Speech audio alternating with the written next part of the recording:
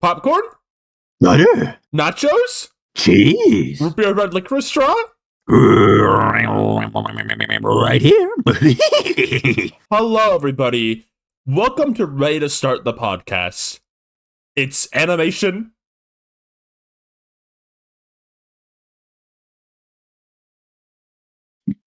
Yeah. I'm your host, Ryan Rippity. Who else is here? Awarded Best Host of the Year, Pilky Rosa. And I'm Seep. And we're gonna break down some cartoon news for you this week, just like we always do, except we're not, because Ryan, what's the news we have on the docket? Is there anything going on in the world of animation? Yeah, they released the trailer for Coyote vs. Acme. Okay. Oh, what else? What else riveting news do they have for us? Please tell us. Well, it they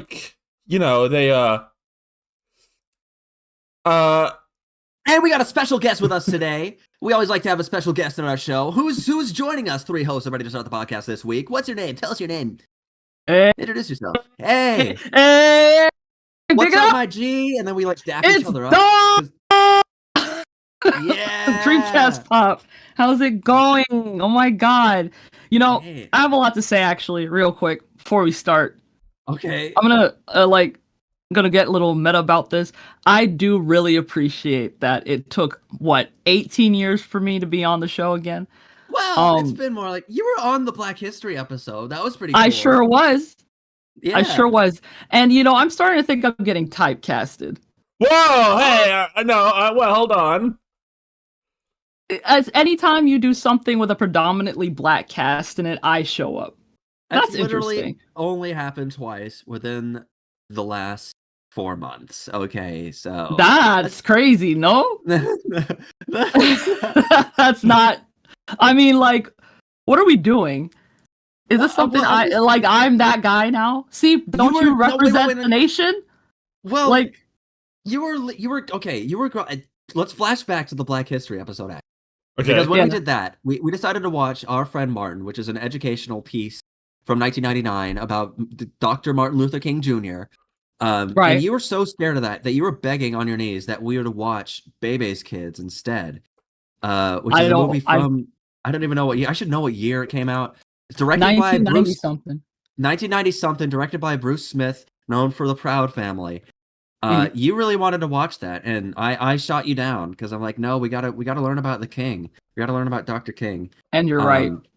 And you've also concurrently been begging. The two things you've been begging about: watching Bebe's Kids and being on Ready to Start the Podcast again. I haven't once begged for anything from you. First of all, write that down. Secondly, what am I gonna? No, because I had first of all, the Dawn Heads, the Dawn Nation. They were campaigning for me to be back on the show. That's what happened. Not me begging. How dare you? I'm just... So you don't really want to be here all that much, is what you're saying. No, I want to be here because you're my friends. But you're calling me a beggar. Don, I don't think you're a beggar. I think what I'd call you is experienced. Never. I think you know so much about this culture we're going to be talking about tonight, and we value... She just called you old. She said old. Hey, see, I am old. In fact, I'm Unk. But that's okay. Oh, here we go. The Unk rant. Let's begin the Unk rant. Do you remember when the sun was yellow and stuff? Do you remember when? Yeah, I remember when grass was green and we used to run. Yep. The grocery stores used to play music. Yeah. Oh my god. Yeah. Don, do you remember the sky? To be born right now. The sky used to be a different shade of blue, perhaps. That's right. The sky used to be bluer. Yep. Grass used to taste like a fondant. Yep, that's right. Now it tastes like sanitizer. They changed all the pesticides. They changed the recipe of Oreos so they taste different now, and the kids now don't know that. What else? They don't know. They don't have Ecto Cooler. You're from the Stone Age, so you remember Ecto Cooler, I think. Yep. Fortnite used to be $10. Yep. Mm-hmm. Mickey Mouse is gay. Mickey Mouse is gay. Yeah, now. Mickey Mouse was gay back in the day. Men. Yep. Yeah. What? Oh, but okay. Because there was no news though. We did. I mean, okay, a couple days ago when we kind of like determined like, okay, the only like actual thing that we would really talk about that's interesting is that the trailer for Coyote versus Acme, the once shelved, now revived Looney Tunes live action CGI hybrid movie, was released. We got the trailer. That was kind of the only thing. So we are kind of like, well, Dawn kind of likes Looney Tunes, right? So we could. It might be I have a Bugs for... Bunny tattoo. Do you think I like Looney Tunes? I think if I know you like Bugs Bunny, but I don't know how much that love carries over to like Wile-E. I think an increasingly difficult thing with this show as we've gone on is I think we kind of hate kids animated movies now. So I think it's sweet business. like back in the day, we would have been talking about like what is it, Farmville, the new movie that came out? Animal You're Farm. making shit up. What is there something Farm. that came out, Ryan? Is there something that came out? Andy Serkis's Animal Farm just came out. Just now? Watched it. Yeah, it came and out you're like correct yesterday. about that. You're correct about that. I forgot it was coming out this week. I saw the trailer. Yeah. Did it look like something you'd want to spend $15 to $20 on? No. And this is why there's an issue, right? If it was $5 for a movie everywhere, I would have been like, let me show up. Here we go, the variable pricing argument. And you are correct. Anyway, I'm not going to risk anything for $20-something. No. Actually, no. I think it's a good thing that it costs $20 to watch Animal Farm because you'll like some sense will get knocked into you, and you'll be like, I'm not spending any money on this. So it's actually saving you money that it costs more than $5 to watch. Because maybe if it was $5, you'd be like, it's only $5. Let me just waste my money. And of course, when you spend $5 at the movies, that turns into like $15. He's like, I got to get like popcorn and my big soda, and I got to get like the Twizzlers. And it's still under $20. So what now? Don ate like 2 foot like teddy bear Don character with like the big like icy they always got the arcade. And the dog. They got the arcade. They got the arcade outside of the movie theater that you always got to do, and you always blow a bunch of money because like, I see there's like a special bespoke like toy that's like pink and I haven't seen it anywhere. So you spend like an extra $10 on that, and not to mention the gas prices.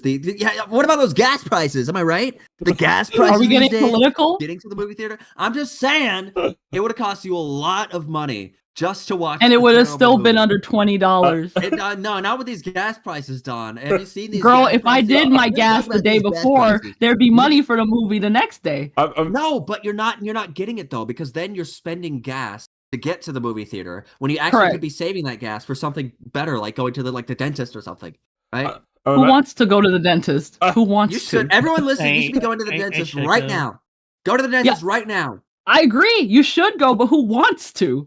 I'd rather waste my gas and go to the movies for a $5 movie that I bought. Who wants to watch Animal Farm, though, is what I'm saying, too. But this is my point. How would you know if you like it or not if you're not even going to risk the $20 to go see it? You're just going to be like, why am I going to the movies? The movies is an experience, okay? At most, it should be $15. I'll accept $15. But I want movies for $5. Let me watch bullshit again. It's the animated Animal Farm starring Seth Rogen. All right, you saw the trailer. Okay, and he came out with the Ninja Turtles movie that everybody likes. So what do we do? We use our brains with it. We use because what's the studio that made the new Animal Farm? Animal Farm 2026. Animal Inc.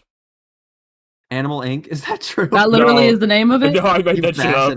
I was gonna say Ryan's always making shit up. I was imagining we were having this conversation about Don, the movie, like little teddy bear Don with like bespoke, beautiful, goofy movie looking animation with like a tower of like pizza, like movie theater snacks. Like that's like all the way to the ceiling. Like years later, people post like, "Oh, this looks so good as a kid. I wanted to eat this so bad," like kind of situation. And then and then Don like with your mega tower of like movie theater snacks, you like walk by the arcade and like. Suddenly you drop it all, like there's like a glow on your face. Like you look at like the claw machine and the arcade, like in the movie theater, it's like a special toy like you want so bad. And it's like an awesome, like beautifully animated scene, like you trying to get the toy out of there. Okay, Angel Studios, they've released a Kevin James romantic comedy and The King of Kings, a story told by Charles Dickens, which is the cartoon Jesus movie that came out like 4 months ago. I thought it was and see, because the movies was $20-something, I didn't get to see the Jesus animated movie. I really think that is like more of a savior than a blight on your life. Well, I really do. I'm the type where I think the movies you watch expand your horizons. Like I agree. No. I agree. I do agree. I like to watch a lot of movies, but it's important to practice discretion. Unless you're like an AMC A-list member and you can watch up to 4 movies for free every week. Maybe then, are you promoted? I'm just saying, maybe then it would have been worth it to watch a little bit of Animal Farm.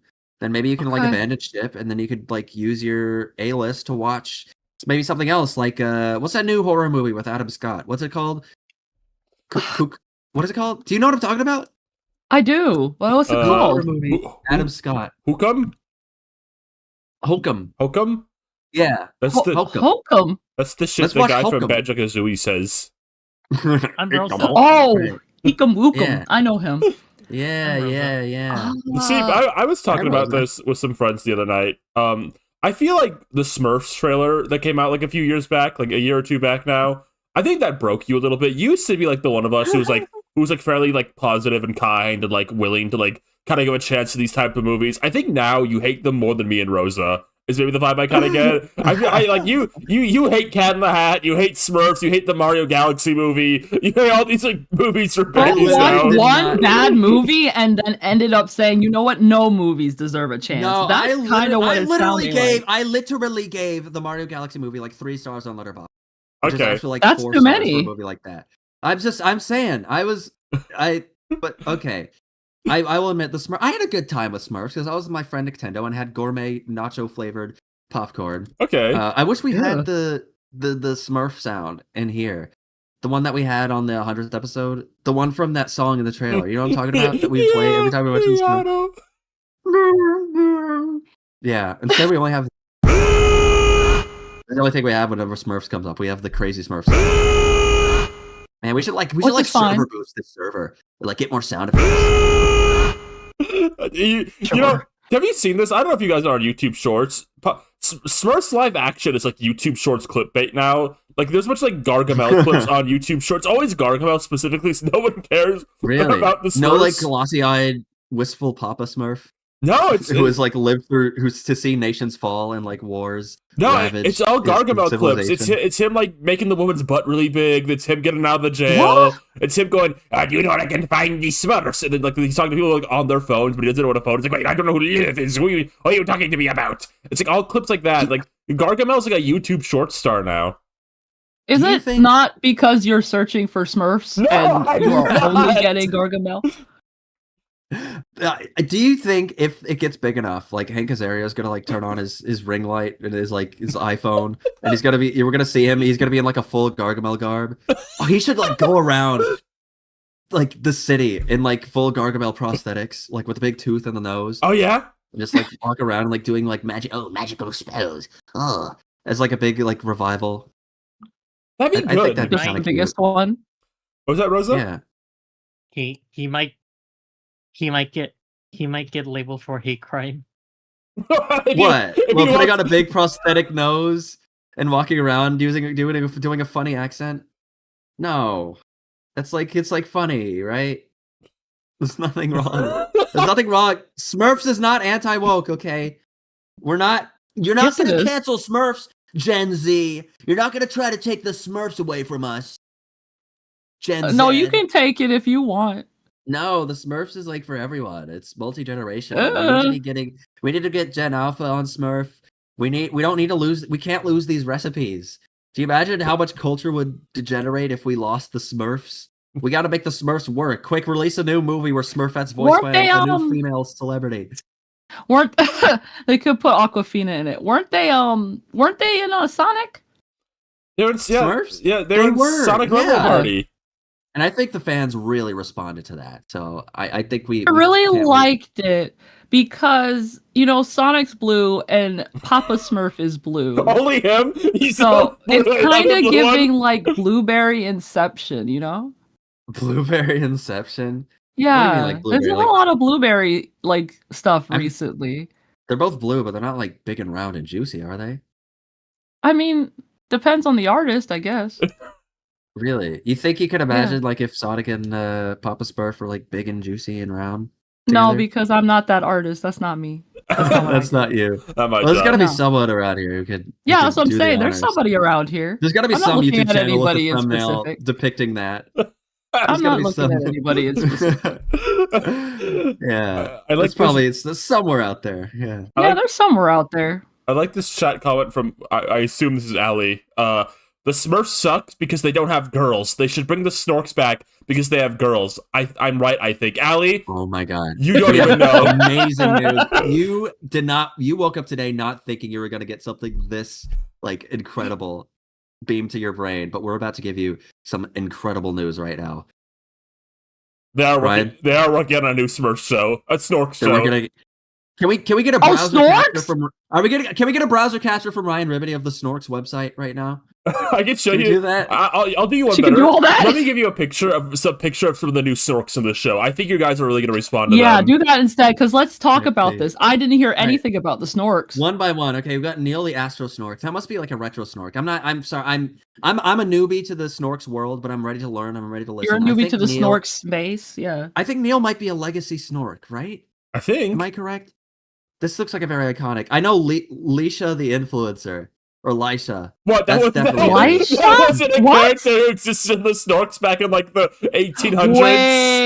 Wait. Look at Leisha. She's the influencer. She's so influencing. And then you have Ariana. She's the girl boss. I know. Ariana. And you have Lally. She's the trad wife.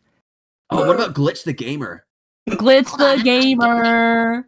Oh, you gotta have a gamer Snork in there. You can do pomni jokes. Yeah. I think and then there's Neil. I know Neil. You do? You don't know Neil? I am sorry. He's legacy. Yeah, I know. Okay. I figured. And Corky. Corky's legacy too. Was Corky always dressed like M. Bison? Well, yes. Really? Okay. I just don't remember seeing that on the Snorks. Glitch is new. Lally, I don't know her. Leisha's obviously new. Do you think so? I don't remember her. So. She's so not 80s enough for me. You think so? You don't think so? No, that's like a perfectly prototypical like comic book. We need a girl Snork type character design. It wouldn't be her. There's another one. Would be her. No, I think it would be. I think she looks like the Snork that was like the original female Snork before they added more female Snork. I know the female Snork. She didn't look like that. Really? Who is the female Snork? Bippo. Bippo? Ryan, go ahead and look her up. Okay, let me look up Bippo.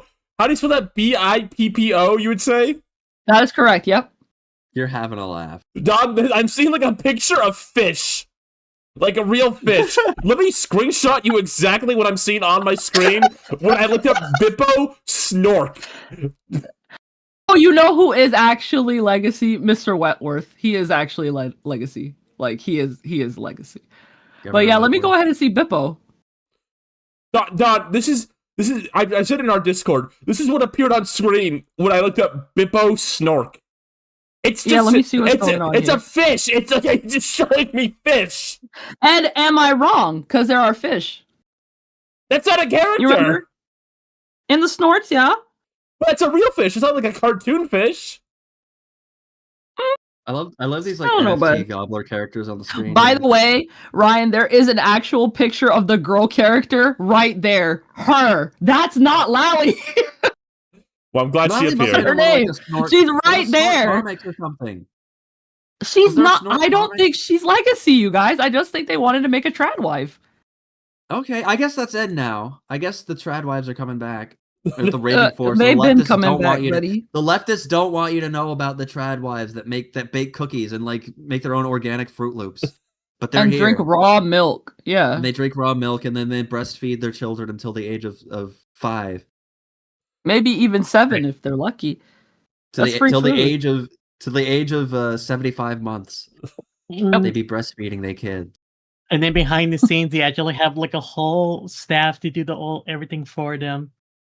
And they're not even breastfeeding the kids. They're having that's them's fighting words, Rosa. You're trying to start beef with the trad community. Hold on. Now. Wait, Dave the Snork. Is that a problem? Wait, Dave the Stork intern is the one doing the breastfeeding?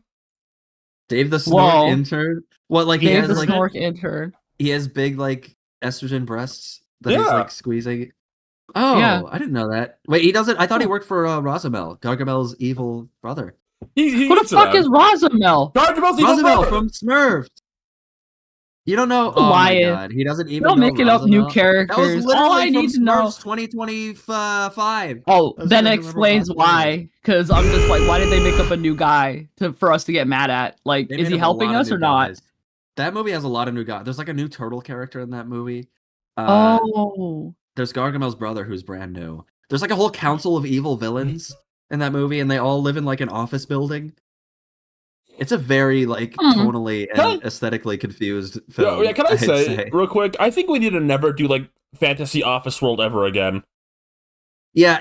What if this like whimsical band of like fantasy characters? What if they lived in like an office with a water cooler and they all had ID cards with lanyards? Yeah. What's wrong with that? We peaked at like Monsters Inc. Now we can never do it again because now everyone does it. It's like really. This is a good point. It's like it's just overdone. It's like lame now. Like when they did like in Soul a little bit. Like we doing this again, guys? Are we doing like bureaucrat like afterlife world now? Is that no? But it's funny because the animation team we work in an office. So what if like our characters work in an office too? Oh, we could like recreate our office with my plant that I have in my cubicle in this movie. Right. That was pretty good. What are we talking about? I agree, though. Snorts. I think we should get out of the office. When do we get back to being whimsical and mystical? Like, I don't need like Mickey Mouse in an office. I just want to hang out. Like, bro, where's that new Joy and Whimsy movie, dude? Wait, what are the movies coming out? There's got to be like a whimsical. The fuck did you make me sound like that?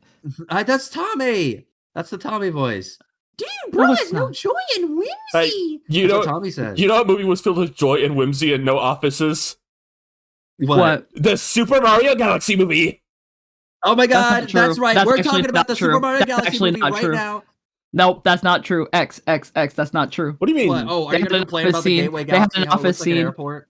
They had an office scene. Well, I mean, that's like a front desk. Does that really count, though? They're like a bunch of like creatures and stuff. I get. Would you count Ryan? Would you count the Gateway Galaxy resembling like an airport or a train station? I think like a de-whimsification. You know what? I think it's fine. Train stations are whimsical inherently. Okay, they've been around long enough. Paddington was born in a train station. He was. So he was. It's like British. Oh, if it's old enough to be like from England, then it still counts as whimsical. Right. You know, if it was invented post like the liberation of the United States of America, then it's not whimsy. But if it was pre United States, then it's like trad whimsy. Trad whimsy. We should like popularize. Yeah, trad whimsy. Versus like new whimsy. New whimsy is Cat in the Hat having like an ID card and like a lanyard, and trad whimsy is like Mario evacuating the castle and flying into outer space, and he doesn't need to breathe in outer space because it's like magic. Does that mean Jimmy Neutron is trad whimsy? Because every time they go into space, they don't explain it. I think Jimmy Neutron is trad whimsy because that's like childhood like wish fulfillment fantasy. Okay, wait, but then hold on, but then that means the magic school bus is not trad whimsy. Well, hold on. That's like whimsicational. I'd say that's whimsicational. What is whimsicational? It's like a fantastical way of like giving real educational facts. So, well, you should leave. I should leave. No, where are you going? You don't have anything to contribute? You watched the Magic School Bus, Rosa. Right? As a little ween. When you were a little ween in the elementary school at PS 118. You were a ween that watched Magic School Bus, right? Right? Come on, Rosa. Don't like say I'm gonna leave, but then Latin response. Come on. Yeah. Don't sound so like exasperated. Come on. No, I'm supposed to be the one who quits the show first. Come on, Rosa. Thank God Jimmy Neutron's here.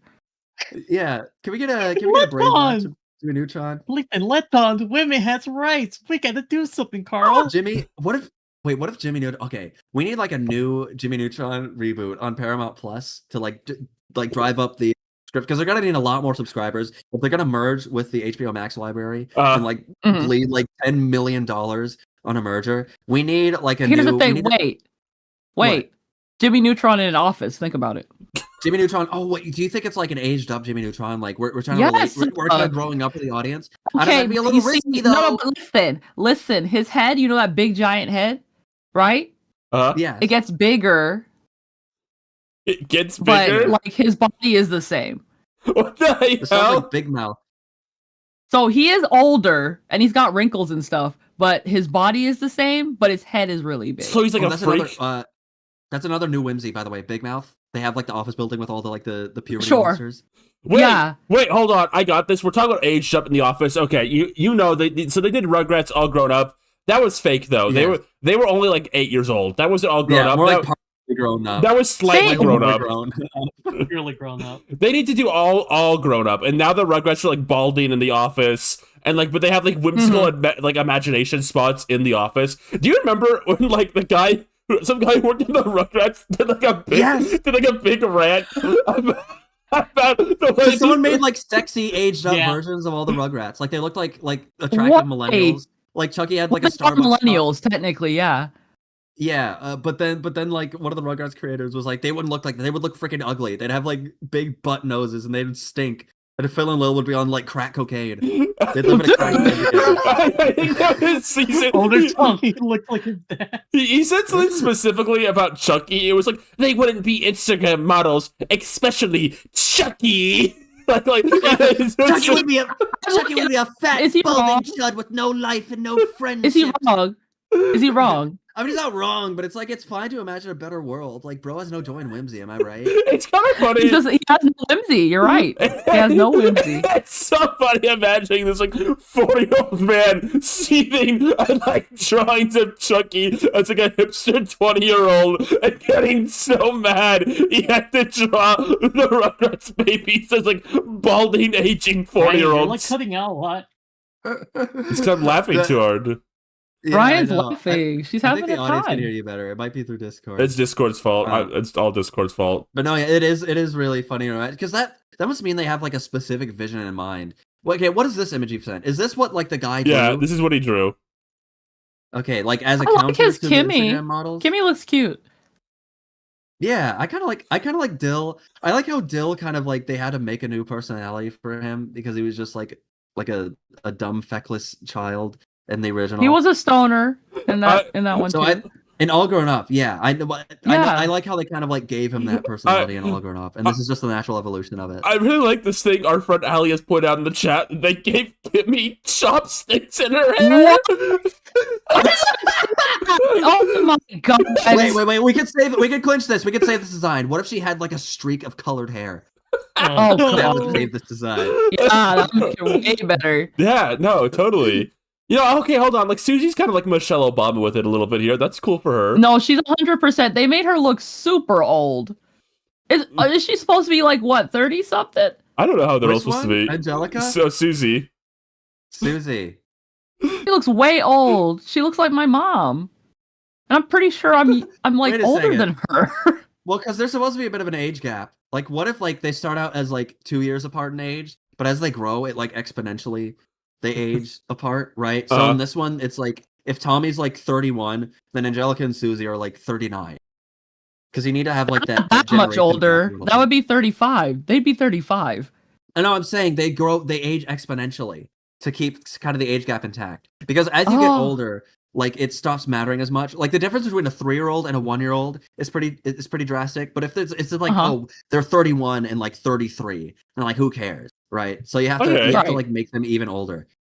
So you have to make sure that they die like really early too. Okay, looking around. What are you talking about, bud? I'm trying to get in the mind of whoever designed this. Okay, they wanted to convey. It would be the guy who made it, right? Older. And they both have iPhones, and they're both talking on their iPhones. I want to know. Damn phones. I want to know. Why is that for ants? I want to know which piece of like Chucky as like a 20-year-old hipster fan art set him off. Like what was the breaking point for like the guy who drew this? Angelica was hanging off of him, maybe? I can imagine in my head. Okay, I think millennial sexy Chucky Finster. I think with a beard. He would have like a mustache goatee type combo. He might have like a guitar, like an acoustic guitar strapped around his neck. Of course. I think he'd be drinking coffee. He'd have like a Starbucks coffee.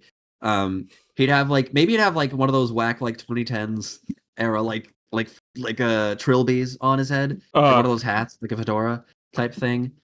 But kind of like before it was kind of became passe and like Reddit coded. Reddit coded.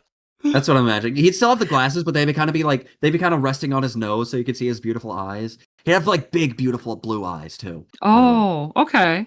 I think that's what I'm imagining. Do you think, Okay. do you think I like like that. do you think like this reaction he had is like just kind of true of like every like animator creator who like works in the industry, like a kid show? Like they are all secretly seedy, like the aged up Harold art, where like Arnold's like a handsome guy now, and Jared was like wearing his like denim jacket because he's on the football team. And Maybe. Craig Bartlett's like in his room, like, no, Arnold's gonna grow up to be like a frumpy 30-year-old with no friends. It's probably because when you're making a cartoon in the 90s about kids, you kind of base it on your old childhood. So you're kind of, the thought you have in your mind is like, well, when they grow up, they're gonna look just like me. So you don't want them to look like freaking like millennials with like wolf cuts or whatever. Sure. Arthur, So it kind of becomes a weird generational thing where like Homer and Marge went to high school in like 2002 or whatever. Maybe it's something like that. The Arthur, like the official Arthur one, where like they're all grown up. That's kind of like what like most fan art looks like. I think that's like you can tell like younger people are working on it now because Arthur looks like a YouTuber instead of He looks like PBG. He looks like Peanut Butter Gamer instead of like a balding 30-year-old man with like a beer gut. He looks like a YouTuber now. My issue is just real quick. Let's actually back up and think about this. So the guy who made it was just like, no, they're gonna be balding and ugly. They did not like factor in the fact that people are looking younger now, so they would look like Instagram models. He does look like a theory crafter. That Arthur boy. He looks like he does some shit. Image is making me mad. Also, why does he have hair? Has he always had hair, Mr. Arthur? No, no, but his family so he has was hair. bald? Yeah, his family has hair, so I think that does imply that he was just bald the whole time. Like even Buster had little like stumpy frumps of hair, like as a kid. That's funny. That is funny. Maybe he's wearing a piece here, which like there's no shame in that. There's no shame in wearing a piece. You know, I will say in the realm of maybe like his hair grew. And there are like cartoons about kids and you get to see them growing up. I think no one's beating like the Finn, like 30-year-old Finn design. They kind of did the perfect one. Like I like looking at that one right now. Like I can't think of anything remotely better than that. Like he's like a little like chubby fat and he's got like a big long beard. Like I don't know. That is kind of just exactly what he would look like as a 30-year-old. Yeah, he would be like a muscle gut guy, and he's kind of like a kind of hippie coded. Like he's kind of untamed and wild a little bit. Yeah. The regular show time skip designs are pretty fun. I love Mordecai's fucking beard. It's like a belly in between. It's funny because so much of like regular shows design philosophies are like such a farce because it's just so nonsense. Yeah. Like whenever Benson grows a beard or something, and it's just like it doesn't really make sense. Yeah, just give him like how do we convey that like this gumball machine is older? Give him like a tied back like ponytail, I guess, and, like a cap, even though he never had hair before. Yeah, he didn't need it before. Now he does. I love the storytelling in this picture of like all of Rigsby's kids are like so like happy looking, like they're all like really pleasant. Like it's two like tall like adult children, women. Like they're like such kind looking souls, and all like Mordecai's kids look like pissed off. I think that's a really funny bit of storytelling. Fucking guy. I really like Mordecai pulling the reference pose. Yes, the model sheet pose. Skip just kind of hit on that too here. Skip's so happy. Dude. What is Benson's wife looking at? She's just kind of like staring off at his face. She looks That's like a good flesh point. puppet. Why is she looking at us? Is that his wife? Yeah, No, yeah. to tell you, that's not his wife. That's his wife. It's not him. That's High Five Ghost's wife. No, it's No, not. High Five Ghost. No. She's not in this Isn't High Five picture. Ghost- She's just Isn't High Five Ghost's wife the trans masked lesbian standing next to him with orange hair? no. I don't know who that is, but his That has to be his wife. That's kid. Is that her? Is that who that's supposed? Was that the intention? Was It has to be. Who else would that be? Who the hell is that if not? Oh, that's what it is. Let me tell you. And intro thing. That baby has to be the brown-haired woman and High Five Ghost's kid. Because what are we talking about? So No, we're talking about the one to his right, to stage right of High Five Ghost. I'm glad I have like a stage talk about this on. I've always wondered what the hell was going on. Like, who the hell is that guy with the orange hair? Has anyone asked them this like on social media? I feel like someone said to be like, who is that? Because his wife isn't there. That otherwise, has to be his wife. Like, we should do run a poll right now, Ryan. Run a poll right now. Is that random guy or is that High Five's wife? Okay, hold on. Let me tell you though, this implies his wife died. Oh, does it? Well, maybe just they could be like happily divorced. Maybe. Wait, why does it imply his wife died? This is preposterous. I'm glad that first of all, love this random bat lady. Who is she? That's Mordecai's wife. Yeah. But when did he meet her? He met her in the ending montage because he left the park to like pursue his art career, and that's where he met her. You know what? I don't have any beef with Mordecai getting like a random bat wife lady instead of one of his love interests from the show because it implies that he lives a life beyond what we get to see. I think that's fine. And he's probably like way happier with her because he doesn't have all the baggage of being like a stupid 20-year-old.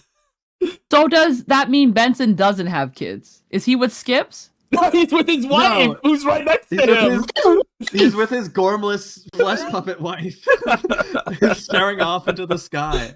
I don't think that redheaded person has anything to do with the conversation. That has to be someone's kid. No, it has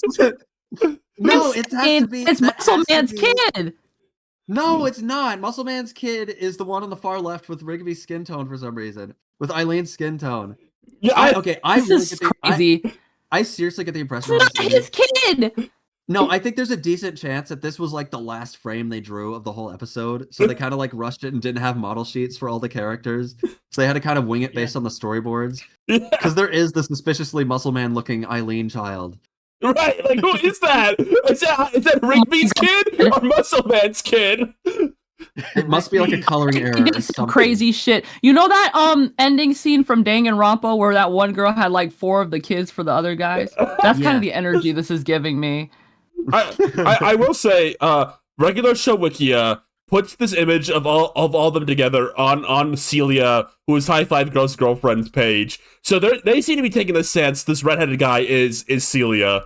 I feel like they wouldn't put like a random guy in this image because everyone else has a clear like relation to someone else, except for the ambiguously Eileen Muscle Man kid. Okay, then, because then, like, okay, so because Muscle Man's kids are just wherever, I guess it makes sense that, like, okay, the kid's just standing there because you got to be able to see them. So, okay, so then the brown-haired woman, what if she's with Skips? We don't know. No, Benson's wife is literally a character in the show. That's literally like a recurring character, like in the latter half of the show. There's like an arc where he meets her and like falls in love with her and stuff. But how do you know they're still together? Because they had showed the whole. It looks like her. We know it's not like a mystery. We know what she looks. She looks like that. Okay. Apparently, at a recent panel, Eileen's voice actor talked about the Muscle Man kid. She's also a boarder on the show. Really? Apparently, I don't know what she said, but apparently she talked about it. They've had her ask about this Muscle Man kid and the redheaded guy before. There's no way we're the first people ever. Look, I've definitely seen people talk about this, like the Muscle Man child and the redheaded guy. Just like these 2 random people that we don't know who they're associated with. Josh SK in the chat is saying they confirmed it was a miscolored Muscle Man. I could believe that because it seems like something that maybe they just didn't have model sheets because they had a whole montage where they introduced like 15 new characters in it. No, totally. So you telling me Rigby didn't run dry and had Muscle Man help out with the refilling? I mean, maybe that's like not kidding, Rosa. That was my answer. I just thought he was helping out. I thought this was a weird shit thing that they were doing. I made this claim like years ago, and Steve got angry at me for it. Don't worry, Rick, bro. I still got some ammo left in the ammunition. What? Imagine Rigby having to be in the other room hearing Muscle Man swinging his shirt in the air on his bed. That's not his shirt. Let's be kind, because okay, honestly, I think that's quite sweet if that's the case. He's helping out. Okay. Yeah, I think you guys are being way too mean about the situation. They could all be in a polycule for all we know. Right. This is a very common phenomenon in real life. Like, friends, Uh-huh. they're trusted friends. It's common. I just said that it's something that happens. It happens. Right, exactly. We shouldn't be so crass about this. It's completely fine. But Rigby and Eileen, like, they wanted to have another kid. They wanted to experience you know, have they didn't even have the first kid. I think this is like they had like the 2 kids and then they went off to college or something, or like, oh, our kids are leaving the nest. It wouldn't be nice to like raise another child of our own. But like Rigby, like maybe something happened to him. You know, the One Cheek Wonder. Maybe he became like the left nut wonder or something. Damn. Okay. So he just asked his friend Muscle Man. You know, Muscle Man, we've known each other for years. And you seem to have a lot in the tank, because Muscle Man, he's like constantly popping out new ones. There's probably like kids in this image that are all like off screen, like Muscle Man kids that we're not even seeing in this picture. So Muscle Man's like, yeah, bro, you know, I got the ammo, but it's like totally, only if you're cool with it, bro. I want to make sure that you and Eileen, you have such a strong bond, and I wouldn't want to compromise that. Starla's already given me the okay. We're just waiting on you. There's no pressure, bro. Just do what you want. I'm here for you. I've looked up a few. That was very sweet. I've looked up a few discussions on this like character, the mysterious redheaded character. People seem to think that's Celia, who is again High Five Ghost girlfriend. If that's true though, that is such a weird thing to do though, right? Like she has a completely different head shape now. She has like a very defined like outfit she wears in the show that's not there anymore. It's just such hold on. She got stratified. Ryan, just like Rigby's brother over there, like she transitioned. I mean, do you think that was the intention, like the whole time? Like they were implying that, like it was just actually like really beautiful. Like, oh, and Jessica's like, all right, guys, you found me out, dudes. Yeah, she transitioned. She's him now. Whoa, I'm Mordecai in real life, dude. I love at Bash South in the chat. Went out of my way to watch Baby's Kids last minute, so I'd be able to fully appreciate. Look, buddy, I'm sorry that wouldn't be Baby's Kids. It's just I don't want to spend the whole 4 hours I'm gonna be here talking about Baby's Kids. We're gonna have to talk about a lot of random shit first. We're actually approaching the point where you could have conceivably, the moment this went live, started watching Baby's Kids, and like by the time you get back, we're just beginning the Baby's Kids discussion. That was the intention, we're like, you know, 20 minutes away. We're 20 minutes away from that. This is the ride. It's been pointed out in chat too. The redheaded guy has a like completely different nose too. They just like, it's not even like one of those things where, like, if you could like look at it and like kind of notice, be like, oh, it's Celia, but they transition. That's cool. It's just like a completely different guy. And I think it's just the fact like he's just wearing like a white shirt too, right? It's like such a standard, normal looking guy. It's just bizarre. Like, who is this? I don't think that's Celia. I really don't. Not him. I really don't. I don't know who that could be. If High Five Ghost is gay, that's fine. But now I'm just like, what are we doing? I think whatever. I don't know. It must have been a situation where like they drew it on the storyboards. Something got like messed up in the scramble. And this was like a huge episode. It's like we have like a James Baxter animated sequence. We don't have time to like go back and fix all this stuff.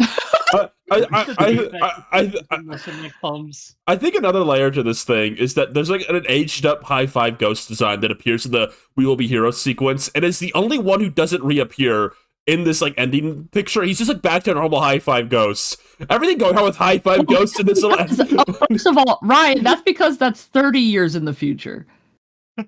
No, you didn't watch this episode, Don. You're commenting on this like you watched most of this damn show, so I'm just going on vibes. No, that was before, because Celia appears in this montage, and she's got her she's hair. She's in this montage, which makes everything going on here even more confusing. What if we just accept that they fucked up a little bit and they made some shit up, and things happened, and we move on from there? Wait, do you it is what it is. Yeah, okay, hold on. I have one more theory about this. Do you think they just straight up forgot to draw High Five Ghost in this picture originally because who cares? Yes. Like they forgot about him. Yes. Like do this whole picture. They made sure they made sure Mordecai's wife was there, and the girl Betson's wife, and they realized, oh shit, we forgot High Five Ghost. And they quickly doodled him in, forgetting he literally he just came out of nowhere. Because the thing about the DJing thing, easily he could have just stuck a beard on and then ripped it off later. Like, it's not facial hair is something you can change all the time. Maybe he got clean shaven for the picture. Like, it doesn't mean anything. You know what pissed me off about this High Five Ghost? Yeah? Yes. What? Yes, High Five Ghost in general? Yeah? What? He has 4 big fingers. Oh my god. Fingers. Oh, plot hole. They should call him High 4 Ghost. You're right, Rosa. That always bothered you? I don't know what to do now. I really don't. I don't think I could ever watch this show because they never had High 5 Ghost. A bunch of the crew were already working on close enough, so they came over to finish the episode. So you're probably right; it was a rush job. That's so funny. Yeah. It's like picture that they linger on for a minute. It's like the big here's everyone one last time. Picture it's like 3 different errors in it. I hope the lost tapes will rectify this when we get future episodes. Yeah, they should stick to it. They should stick to their canon that one of Rigby's kids looks like Muscle Man for some reason. That High Five's wife is a completely different person. maybe it's a new husband. Maybe Celia died. Maybe he's a widow, right? And he found new love. So I don't know if people know about this. There's actually one final piece of this puzzle that's going to make everything actually even more confusing for you all. There is no. Just if you could just let me explain real quick. There is an official comic called Regular Show 25 Years Later. And I'm going to send you 2 pictures from them real quick. A cover and a panel. Okay, you'll notice in the comic, there's Celia. Completely normal. This is literally going to be my first time seeing Celia. Let me see this girl. She's the blue-haired one. Oh, that's Celia. Yeah. That is a totally different person. That's not Celia. That's not him. I think he just. Oh wow! And then the cover of the comic has bearded High Five Ghosts, but the inside of the comic sure does. has regular High Five Ghosts. Now, to be fair, the comic book things artists get to pretty much whatever they want. On the cover, usually artistically. Yeah. But there is again one more layer to this. There's a cover variant of this comic that has this strange orange-haired character, but he's covered up by Mordecai's hand. Which is a strange thing to do. There was already a weird character in the first place. I wonder if whoever drew this was I don't know who this is. I guess I'll kind of include them, but I'm kind of scared. I don't know what's going on here. So it's just. I think it's time. I think it's time for me to pull out my theory. I know who that is. Who? Okay. He's a ghost. Really? He is no. He is. He is one of High Five Ghost kid. Do you want yet another layer of this fucking comic? Okay, this onion keeps. It's just there's too much happening where it's I don't think there is a panel of this comic that is clearly 5 seconds after they took this picture. The orange-haired guy and the miscolored Rigby kid is there too. Oh my god. I mean, they had to be there. Okay, I'm done with it. This is why I'm saying that Regular Show is. Who gives a shit? They're it's crazy the ripple effects that quickly scribbling something for your cartoon last minute can have on an entire media property franchise. Where, every rung of this franchise has these strange oddities that no one knows how to explain because the people working on the comics didn't work on the show. The people working on the show didn't intend for that. Yeah, it's just. I think they just kept it because it was funny. Oh, I'm checking. I think they kept it because it was there and they didn't know what else to explain. They didn't have the authority to come up with a different explanation. So they're just I guess we just include this here. He's because it's funny. I can respect that. You know, if you just thought it was a goof and a gaff, sure. We don't have to think about it more than we need to. Hey, can we talk about how one of the lines of Rigby's daughters is inside the face of the other daughter? What? Yeah, you know it's the overlap in line art. One of the lines is just stuck inside her head. In which picture? There's so many now. In the group photo 25 years later from the show, look at Rigby's daughter. You can see her tail putter up the line art. It's inside. I see it. Yeah, wait. If you also look at if you look at her hand, the Rigby's tall child, her hand on hip, you can see the line from her body going through her hand. Look at Bugs' hand over there. Yeah. Look at the one behind him. Look at the one behind him. Remember Ding Dong and Julian were breaking down the Looney Tunes animation. Look at the one behind. We gotta dig up that video and make it relevant again, because I remember that, but I don't know if anyone has seen that You remember that, Ryan? Right? I do. Look at his hand. Yeah. Look at his fingers. Casper Wriggler Show. Hold on. I went to the TV. I'm gonna like buy this comic now to figure out what happens. Nobody's like documented the TV show. By the way, it's free comic book day. By the way, it's free comic book day. I got some comic free books. comic book day. Oh my god. We're on topic. This is never gonna come up again on the show, but I got a bunch of comics. I should go through. Maybe that should be like what I watched or played this week. I should just go through like all the comics I got. Okay. Because I got a few. So don't let me forget. Someone in the chat, remind me. No. Dad, go back. Give me a second. I'm gonna forward you guys the clip, and then I'm gonna deafen real quick to play it on stream. This is Eileen's voice actor talking about how this muscle man child came to be. Give me a second. I'm gonna play it for the chat. Let's put it on screen right now. Kind of throwing stuff at the wall at that point because it was like, we'll never do this show again. Let's see what happens. Like Muscle Man has a grandson that doesn't look like him, and yeah. What are you talking about? He looks just like him. Yeah, there are some fun things in that shot that we look at a lot. Okay, so she basically confirms what we've been saying. They just scribbled this shit. Like, who cares? This show's about to end. It's like we thought the show was never gonna come back, so we just drew some shit. You know what? At the end of the day, I respect that. What can I say? Some people are talking about the DuckTales image from the finale. I don't quite remember that. Can we put that on screen? Can I get the exact picture? We're trying to find it. Yeah, could you jog my memory on what exactly that is? We can like put that on screen. At like a respectable scale, maybe. Yeah. Hold on, let me do that right now. Let's go there right now. I think I had that line up the top. Let's go there. I was gonna say, we're doing fan art tonight, right? Always. Yeah, of course. All right. Okay. I can't wait because I have some comments on these latest strings. They're really good. Who's this Red Fox let's character? do it right now. We can just end the show right now, right? We talked about it all. Yeah, we could go for a record. Just what, 30 minutes? Has this been the longest we've gone without actually bringing up a single like topic? Where's the second penumbra? There are so many penumbras. Wasn't there supposed to be two of them in this image? Who's this Red Fox? Oh my god. He ate one of the penumbras! Wait, who is that fox right there? Who was that? What? Who invited bro? Thinks he's on the team.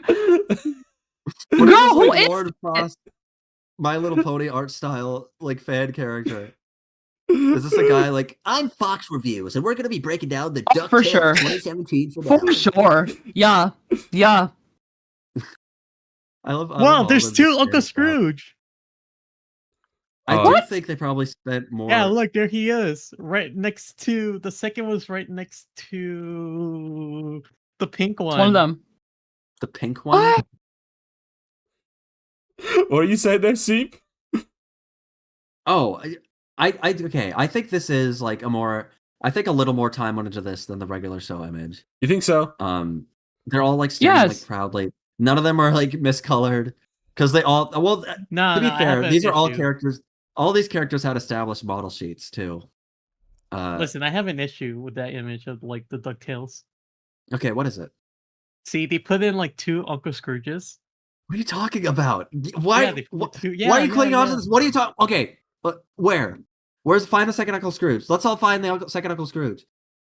Yeah, right there, right next to the pink one. The pink one. Which one? Webby? With the bow? Webby. With the bow? Is it Webby? Yeah, that's the first Uncle Scrooge. What, laddie? Where? What's the second one, laddie? Show me. Show us, laddie. You can't just have two versions of Uncle Scrooge in the same image. I feel like this is racist in some way. What is? And... Yeah, the one next to Webby is the fake Uncle Scrooge. And then the real one is like right next to the Poindexter back there. He's just miscolored. Poindexter out there? That is not Uncle Scrooge. I know what you're talking about. That's not Uncle Scrooge. I don't know what she's talking about. Can you explain this to me, Dawn? Literally right in the back. Celia's here. Hey guys, I'm in the image. Hi, Celia. I'm putting everything back to normal right now. You guys want to talk about anything? You guys want to talk about one of the two things we promised? Girl, I can make up some news if you want. Okay, we should Did talk you about. hear? Oh yeah. Okay, no. Actually, Dawn, I'm curious about what you're about to pull out for dramatic hat tricks right now. So they came out with a new design for Angel from Lilo and Stitch. The girl Stitch. They got a new the girl Stitch design. Yeah. For what? Like for where did Just this come in from? general, you know. Like a new marketing like key model sheet thing. Yeah, I'm like looking for it right now. Forward? Okay. Yeah. I didn't know about it. Yeah, it's kind of scary actually. I don't like it because I'm a huge Angel fan. They keep coming out with some bullshit for her, but you know what it is. You think that you know somebody and it just ends up being weird. Do you have a picture of it? Here's the new design. I don't know if that's her. Isn't this Leroy or whatever? No. Leroy. That's, wait, is that Leroy? Yes, this is Leroy. That is Leroy. Are we sure? Yeah. What do you mean? Are you Dog, sure? this is an entirely different character. What do you mean? No, wait. No, you know what, Don? You're right. They just miscolored Angel. They miscolored Angel in the finale of Lilo and Stitch. Because they keep putting that guy next to Stitch, and I don't know if that's the right guy. Right. I agree with you. So I just assumed it was Angel. Can Stitch have more than one associate? Can we get the image from the Lilo and Stitch finale, Leroy and Stitch movie, where all the experiments are standing next to each other, and it's like every experiment and it's the same image? Can we get that on screen? Yeah, hold on. Let me find that right now. Let's go there right now. We're putting you to work. Let's go there right now. So wait, did you hear that the second movie for Lilo and Stitch, the live action one, they got Angel coming out and she's coming out? You know. Yeah, she's coming out. Good for her. And she's kind of got like an Amy Rose look to her. So do you think it's going to have something to do with Sonic 4? Wait, could you put the image of this in the chat? Yeah. Yeah. 1 second. The image of the Amy Rose-esque Angel. See, are you happy I'm putting this on screen, right? Why'd they invite fucking Mervelin or whatever her name is? Why is she here? Mervelin? Yeah. Myrtle. What is Mervelin? Because her dog's an alien. The evil. No, they made up. They're cool. Look at Stitch. Stitch Myrtle? Yeah, Myrtle. Because her dog is also an experiment. Oh, they're cool poor now. thing. It's like she's like Shark Tale. Jama's like, oh yeah, I made a creature that's like super annoying, and it came out as a dog. Oh, right. Well, I'm happy for her. Why? I don't know if I like that one. Why does one of Nani and David's kids look suspiciously like Pleakley though? That's what I'm confused about. Yeah, that's weird. the Lilo and Stitch We Can Be Hero sequence where it cuts to the characters. I could be king. It's just like a DJ. They did have the anime where like real quick. Lilo was like fully grown. What is this, Don? No, I want to talk about this real quick. Not what I posted. I want to talk about the picture. Everybody calls Angel the girl one. There are multiple girl experiments. No, she's girl Why is she the girl one? She is not girl Stitch. Okay, yes, look at her. She's girl Stitch, and she's like, I'm a sexy female. This is what I'm telling you. Everything Stitch does, but I'm sexy, and I'm like a love interest for Stitch. She does not do everything that Stitch does. She does not. All she does is sing. You are so crazy for that. We see a bunch of shit. You can't deny. She's supposed to be. She's supposed to be though. She's supposed to be. No, she's not. No, she's very obviously different from Stitch. Ron, you're supposed to be like a 35-year-old single woman. They just put a pink Stitch. The thing I just posted is pink Stitch. The thing I just posted is pink Stitch. She is not pink Stitch. She is Angel. She is a different character. I know she's Angel, but she was designed like. Can we have a? There's no way that they designed this character. And they didn't say someone in the boardroom was like, "Can we have like a pink Stitch for girls?" Stitch, no, we like the Stitch character. That's not what happened. I'm saying that I'm tired of going out for Angel merch and getting pink Stitch. You are defending a product of the Disney Corporation. You are defending a product of the Disney Corporation. I win the argument because you are defending a product of the Disney Corporation. Like, I win the argument because you are defending a product of the Disney Corporation. Capitalism? Is that what you're about to say? Like, what are you talking about? I'm having a discussion with you. So I win. I get to have the virtuous stance because I'm anti-Disney and I'm criticizing something from Disney. And okay. Okay. Purely a cynical machine. Yeah. With no artistic intent behind it. So I win the argument. Okay. And I'm saying they need to put Angel in the stores, not Pink Stitch. Thank you. Whose kids are these? That's a great question. Should we talk about the OKKO finale's ridiculous? No, I actually didn't talk about this because I think this was like a moment where like we were coming off Steven Universe discourse and like people wanted like OKKO discourse so bad. So I remember there being like discourse about them like they retconned Enid and Red Action and made Enid and Rad get married and have kids instead. And it was there was a lot of hubbub about that. And in Joe's course, like, no, guys, it's like a joke. That's like it's like they look like the previous guys. That's the joke, guys. And people like thought, that was like the implication and got mad at the OKKO team, which is really funny. I remember some people were like, maybe they had like a, what is it called when you put your sperm in a lesbian? Maybe they did that. Maybe Enid wanted that. No, you know what? We're not going to discuss that any further. What the fuck did you just say? I remember that was part of the discourse. They need to confirm, oh my god! They need to confirm if Red Action was packing or not. We're done. We're done. Move on. Wait. That's what the spinoff would have been about. That's like Cartoon Network canceled it. I think you're just doing some stupid shit now. Okay, what are you talking about? Now hold on. You know. I think what they're missing from this joke. Yeah. What? A little tiny creature, a fetus that looks like KO. Oh yeah, baby KO. Isn't what the boy is for? What about? Isn't That's KO the little creature? No, KO. Yeah. This is in the future. Keep up. Oh. KO becomes Mr. Gar, and then there's a new Rad and Enid. So we do need a new KO. Oh, well, that would be Pikachu, right? Pikachu can do that. Children looks like Muscle Man.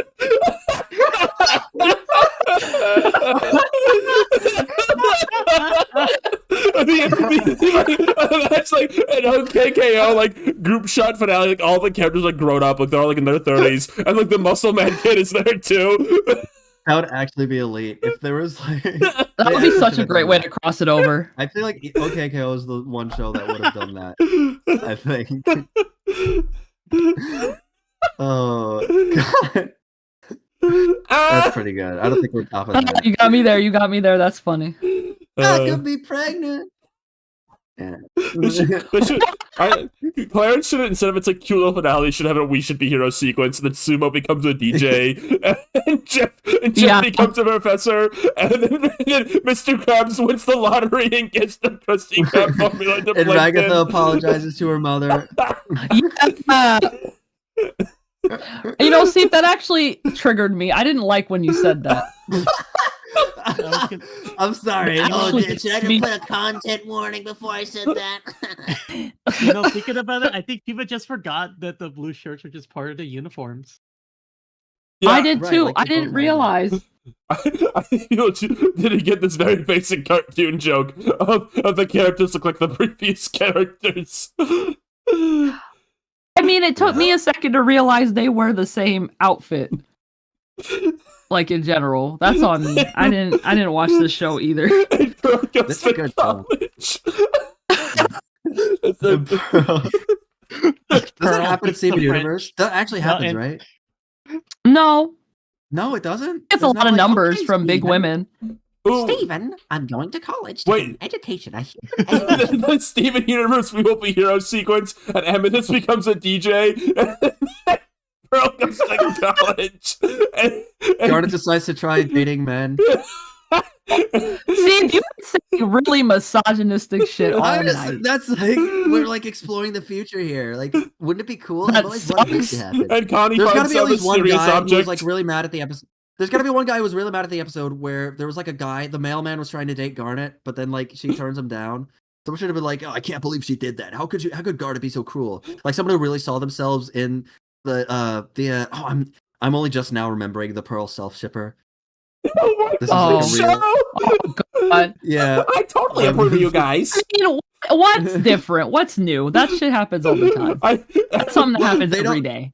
They don't always work on the crew of the show. The fucking layers of the guy who worked on Steven Universe and self-shipped with Pearl, ruining the next 8 years of animation discussion online.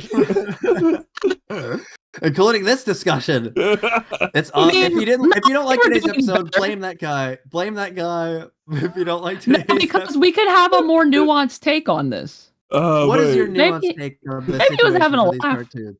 I was having a laugh. Having a laugh. I think he was having a stroke and toe. Is what I say. What if like Adventure Time had a We Could Be Heroes sequence and What the fuck? Lumpy Space Princess becomes a DJ?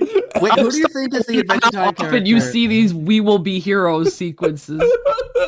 Who is the Adventure Time character that would? It's Pretzel Bubblegum. She would get like the pregnancy. Oh, totally! Oh, God. There'd be like a scene where like they all walk into like Finn and Flame Princess' house because he's getting made a Flame Princess in this ending, and they're in a big party. Why can we not be subversive and have Jacob get pregnant? This is what the fans want. Because the fans want Jacob to get pregnant. Jake the dog? Yes. He literally has like 8 not kids. Being subversive. He literally has kids already. I mean, but then he gets with the unicorn and he's like, "Oh, let me go ahead and try it." And then he does it. Let me try, dude. He like morphs himself like a working. Yeah, he morphs himself a womb. Yeah. He morphs. Okay. Carries a child. Yeah. And Marceline goes to college. And Marceline goes to college. Oh, and then Lemon Grab wins the lottery and he gives the Kingdom 11 hope. Yes. Oh. Okay, everyone. What's the OKKO and what's the OKKO regular show / Adventure Time? We'll be here ending for the Ready to Starcast show. For us? What would happen to us? Yeah. Okay, obviously one of you girls getting pregnant. It's Rosa. I'm sorry. It's Rosa. Okay, Rosa's pregnant. Oh, it's okay. Don't worry. And then is it okay? Is one of your kids gonna look suspiciously like another one of us? No, Rosa gives birth to the Muscle Man child. Yeah. Okay. Okay. So you'll have a beautiful Muscle Man child together, with Rosa's skin tone. You'll have a pink Muscle Man child. It's a pink child with like Ryan's hair color. Let's see. Snagglepuss goes to college. I would who becomes the DJ? Who becomes the DJ? Who becomes which one character becomes a DJ? I'm thinking it's C or me. No, Don, you would be the one who has like the monument because you've died in the future.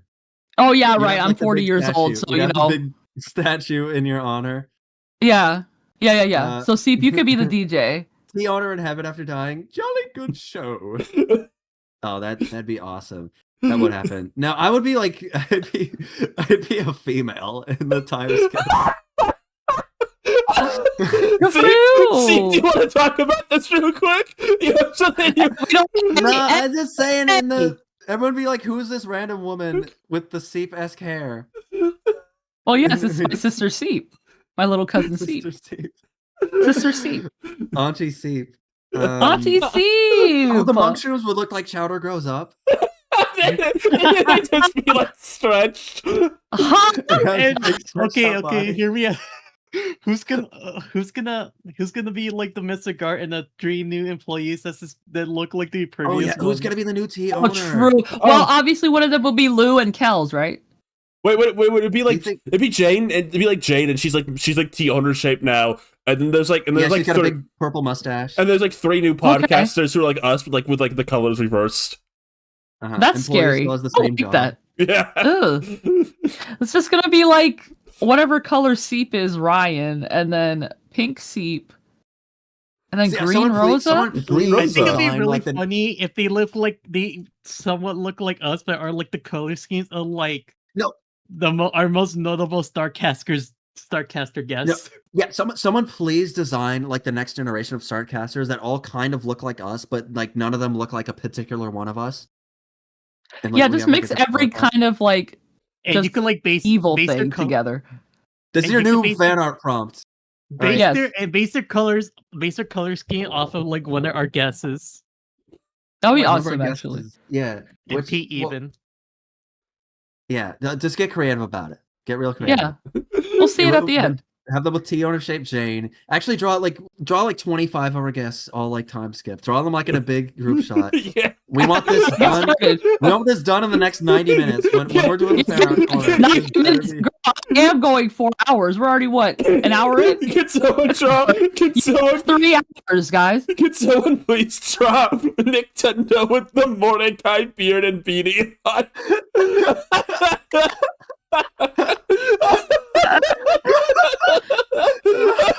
Okay. But then Niall can he could be the Rigby one. Or... Niall's like skips, I think. T-owner, oh my god, T-owner, D-owner could be the statues. Wait, true. Yeah. I think that's what we would do. Can you also add in like a Pete? Like just a What would Pete. Pete be doing? I think Pete should be the skips. I think Pete looks the exact same. Yes, exactly. Okay. Like except they gave him shorts. Yeah. Okay, now my question is, who's gonna be the random redhead? Well, that's me as a woman. That's Oh yes, of course. Well, I thought that you were okay. Okay, yeah, that's fine. Wait, with the muscle man kid, it's a loose shaped muscle man kid. A loose shaped muscle man kid. Whose parents are Ryan and Rosa. Yeah. Yeah, which is fine. Which is normal. Yeah. So it's like a loose shape with Muscle Man's face Yeah. and Rosa's skin tone. Yeah. You know, real quick, looking at this image again of all of Mordecai's miserable children, I bet they hate hearing everything. Yeah, they They got have big ears. really Oh, big no. ears. They're not supposed really to. hurt Big his- ear. You've probably heard his occasional chaser thoughts. They can What hear the his hell? chaser thoughts. Yeah. That's why they're so dang upset. Yeah, probably. He probably Uh. sucks as a dad. I don't like him, man. I can't believe the Batwoman like married him. That's crazy. That's nuts. Oh, we Well, could be heroes. Just we for could be one heroes. day. I feel like a villain Oh, right it's now. that one. Thought it was the we wait a could minute. be heroes. That one What are you is that the thinking? one? No, it's the David Bowie song. Oh, Were you singing like troll music? What was Oh, and Who's the- gonna be the high it was the other. It's the other one. It's the one for like millennials. oh, that wait, one. Wait, then Bishop Azal becomes a DJ. Okay. I was gonna Okay. say she gets an old design, but then in this shot she's just back to normal. it? Okay. Yeah, she is the high five ghost. Yeah, it's giving. I can be king. My friend just DM'd me and said this is spiritually episode 78. If you'll recall, that's the Alvin and My Toys episode. I think I also had multiple- Hey, all right, I'm At least we coming. pretended to have a topic in Cheater. that one. That's what I do. I keep making shit up. Look, listen, did you hear about man, they added a new Flintstone to the Flintstones. You're okay. Now you're lying. Now I can smell my BS detector's going Ryan, off. go ahead and look It's it up. going haywire. Ryan, go ahead and look it up. I'm gonna tell you the name of this character right now. What do I look up? The new Flintstone? Yeah, I know his name, so don't Okay. worry about it. What His is he? name is Bertram, and How do you I can spell go ahead that? and look There's him right up. There's not a Flintstone. named Flintstone. Bertram. What? No, there isn't. You'll have no Yes, there result. is.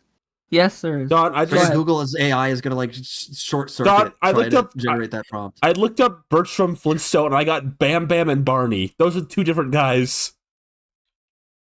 What? you sound so crestfallen right now. That can't be right.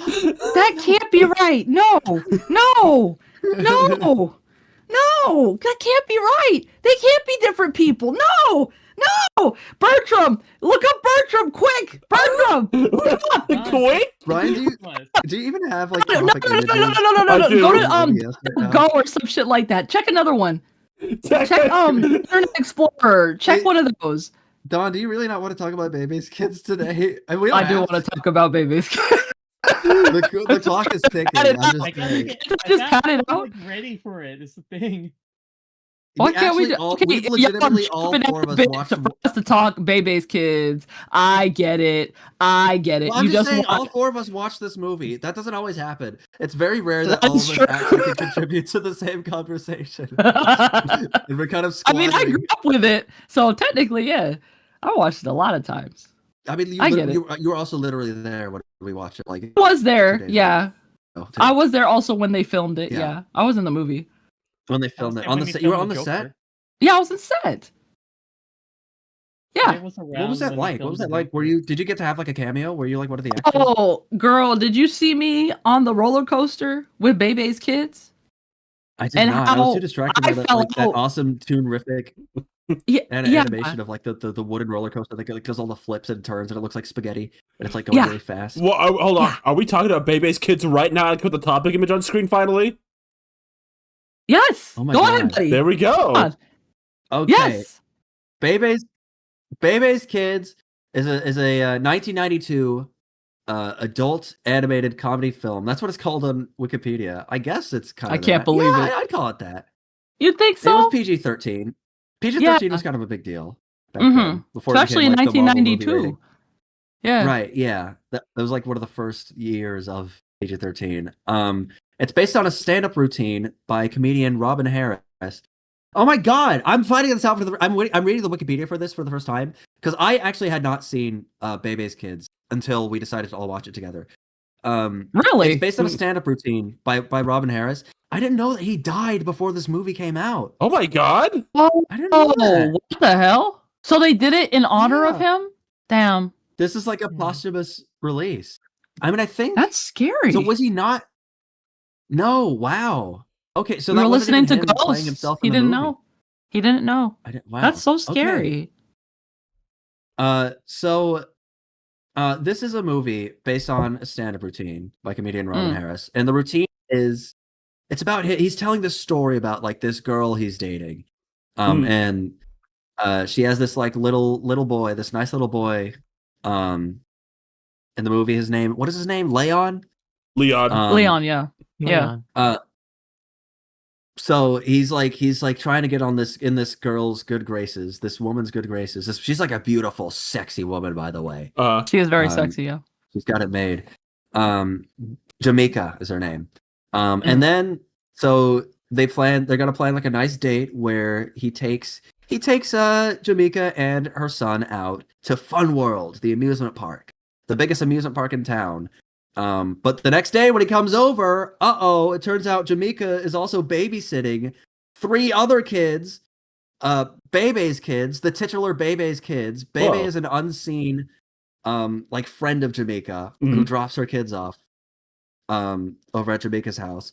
So most of the movie is basically, Bebe's kids, and Robin and Jamaica and Leon. They're going to Fun World and hijinks ensue.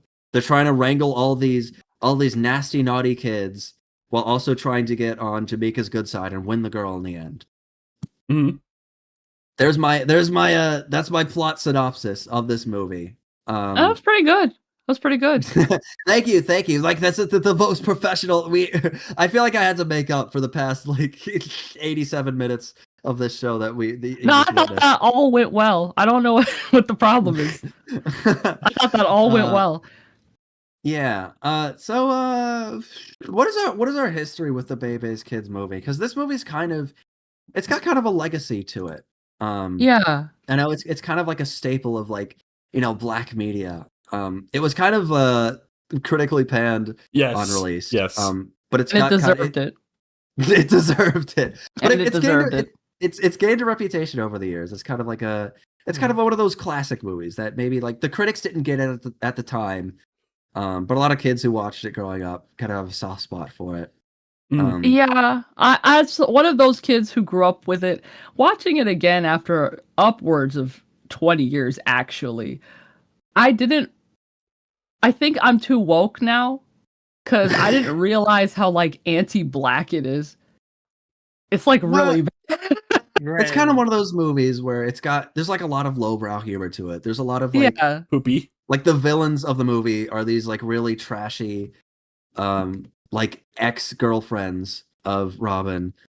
One of them's like really fat and she's always eating like fried chicken and like drinking giant sodas. The other one's like a trashy girl who's always like putting on lipstick and she's got like fake press-on nails that are always falling off. And they're kind of like what he's trying to escape from because he wants the sexy, bodacious, the new girlfriend, like the ideal woman. So there's some of that, definitely. It's I kind of liked how this was kind of like structurally like a Looney Tunes movie is what I compared it to. Yeah, it's very much. It's got like a comedic setup. You got like this you got this guy who's trying to get the woman, and you got these 3 naughty kids, and they're running around the fun world, and they're doing like these little animated shorts. Basically, there's like a bunch of every time it comes to Baby's Kids, they're on a new animated short. Hey, sorry, I accidentally unplugged my headphones for a second. You might have cut out there. Sorry. Oh my god. Well, what was I saying? You were saying it's like a Looney Tune thing where every like scene, the kids are in a different thing. They're in a different short. There's one short where they're like in the gift shop causing a bunch of trouble.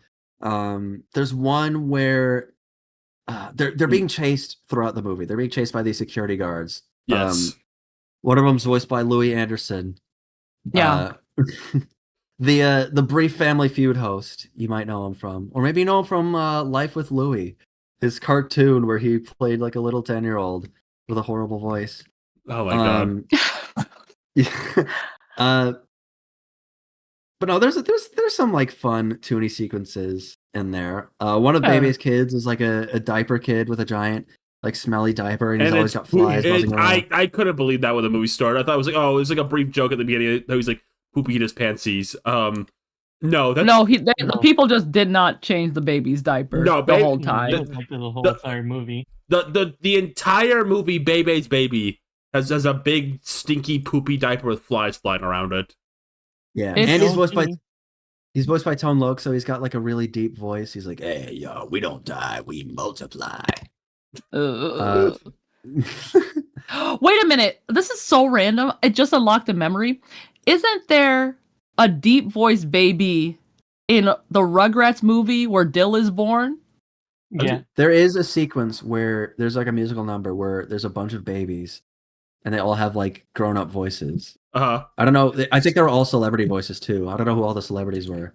Do you think that was a reference to Bebe's Kids? I don't think. I think it's just kind of I mean, it's like a funny joke to do. The deep voice baby, right? I guess so. They did that with Boss Baby, so yeah, you got something right. Hey, so I think an undeniable part of this movie's legacy is Doug Walker. I think Walker is in the movie. I think yes. Yeah. Well, we'll get to that. Nostalgia Critic was kind of the main source. I think how a lot of people learned about this movie. Not me. Like a lot of white people. I'll say that. That's how a lot of white people.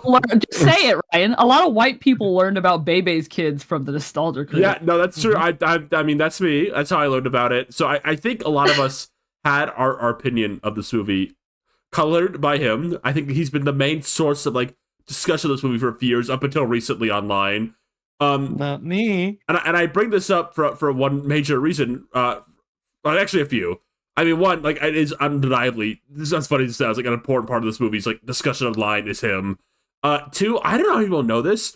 I looked up his review of the movie. The thumbnail is him, like, looming over the kids with a belt. Doug, what are you doing? Oh my god! It was a different time. That was, like, the first, like, start killing people in sight. I don't know what you're talking about. What are you saying? It was like edgy humor, you know. And three, in the credits of this movie, we were all jump scared by this. I need to pull it up. The art director of this movie is named Doug Walker. I don't know if he's ever mentioned this anywhere. Like, cause in his original view, I skimmed through it. He doesn't comment on this. Cause I think at the time he wasn't like public on his name being Doug Walker or whatever. I don't know if he's mentioned it since though. His name is in the credits of this movie. We were all jump scared by it.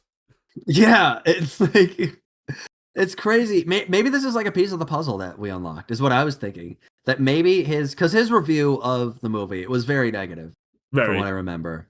And that was kind of back when the Nostalgia Critic, like his whole thing was kind of like. Now he's kind of more like he's like middle aged. He's the fucking Metacritic critic now. Have you watched the recent one of those? He doesn't like have any opinions on anything now. Yeah, he seems like he's kind of just chilling at this point. Like he doesn't have any opinions. But he was like a steaming like 28-year-old at the time, so he was like going online and like yelling about everything, every movie he reviewed. So I wonder if like he had like kind of a complex because like maybe he was. Doug Walker is the credited like. What is it, like lead art director or something? Art director on this movie, yeah. Art director. And Doug Walker is an artist too. So maybe this is like since when? He can draw and stuff. Lion King. He does draw. Yeah. So like maybe in like 1992, maybe he like interned or something. Oh. Because he would have been like, how old would he have been in 1992? Like 8 or something? I don't know. Yeah. Probably a 2-year-old, yeah.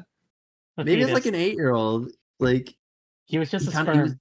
This was like his first experience with Hollywood, and it like completely burned him out. So then he like it sent him down the spiral where he became the critic who was like taking down Hollywood.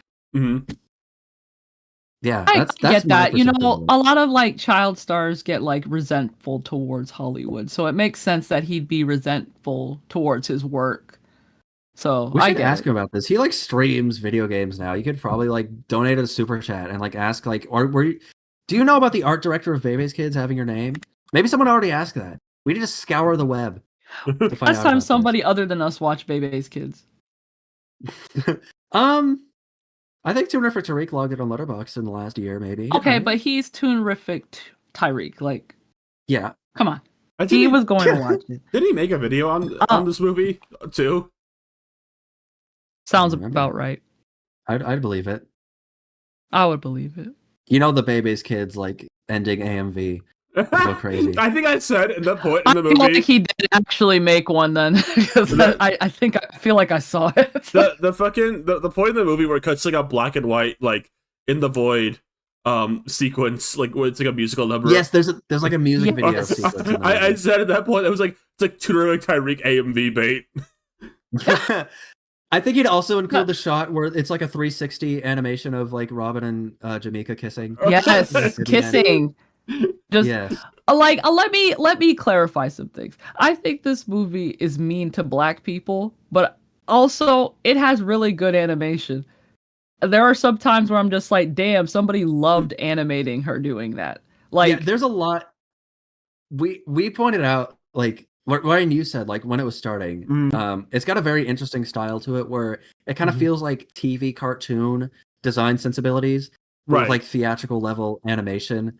So there's a lot of like really fluidly animated, beautiful scenes. There's a couple scenes that fall a little below the bar. No, the way I described it, this movie goes from like impeccable like character funny acting animation, like impeccable stuff, to like wrong layered 3-loop choppy animation. Like just random. When the kids ran out, that actually shattered me. That was there so is a scene scary. where the kids are running and celebrating, and like the animation is layered incorrectly, and like the cells are all so it looks like some of them are like in the foreground but really tiny. Yeah, this movie goes from looking like what's a really beautifully animated movie? Lion King. This movie goes from looking like a Goofy movie to The Proud Family sometimes. That's crazy what you just said. That's an apt comparison. That's an apt comparison because this was... It is accurate. I'm not saying, Proud Family. You're right. What can I say? They probably had one lovingly animated thing, and it was when LPDZ was performing on stage. That was the last thing they had. They move like stick figures. I don't know what to say. They are paper dolls. I get it. It did remind me. I feel like Proud Family has that a lot. Like there are some like really good looking Proud Family sequences and animation and stuff and like designs and everything. But there are some like really funnily, like wonky animated pieces. The iconic run. The iconic run of Awesome, iconic Oscar run. Proud running towards the screen. There was like a very brief moment that I compared to that was in Bebe's Kids. Uh-huh. I would love if we could get like an image or like a gif of that or something. I get the Oscar Proud on screen at least. I think that would be a good. Yeah, there was like 1 second. There was 1 second of this movie, where Robin was like running towards the scene, and I swear it looked like a like horizontal flip, like 2-frame animation of him just like running towards the screen really briefly, and that was really funny. Yeah, there's a few scenes like that in this. They're like kind of Proud family with it, like we mentioned. In terms of just like it's just like a really funny, choppy looking animation for a little bit. I will say it. I was surprised. It's such a funny thing to say. I was surprised how much of this movie took place in the theme park. For some reason, like I made up a version of this movie where like they go like from place to place, like they keep messing things up at different places. I didn't know they were in the theme park for so long in this movie, and I feel like they themselves who got a little like, guys, what do we do? Because at a certain point in this movie, it just becomes like nonsense. Like they find robots. And they have like a trial with the robots, and like the Abraham Lincoln robot has to protect like the oldest boy, Bebe kid, from like death, like getting killed from like robot Richard Nixon and a trial. That's the thing too. It's like it instead of just being like, here's some plot points, they're like, and then like you're just like, okay, fine, we're here now. That movie felt so long. It did feel so long. This movie, it was so long.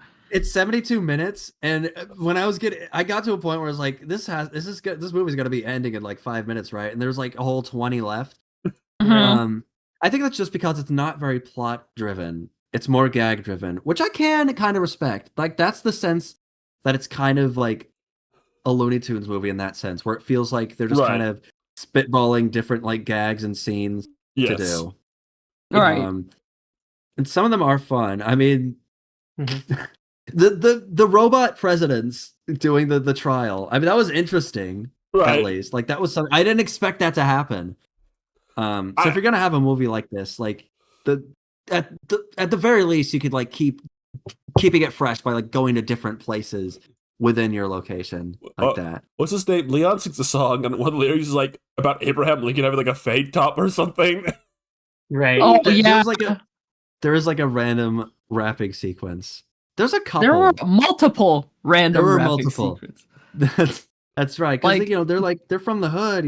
They're like exactly. They had to. Now Ray did mention a little bit ago that the writers' room was basically white people.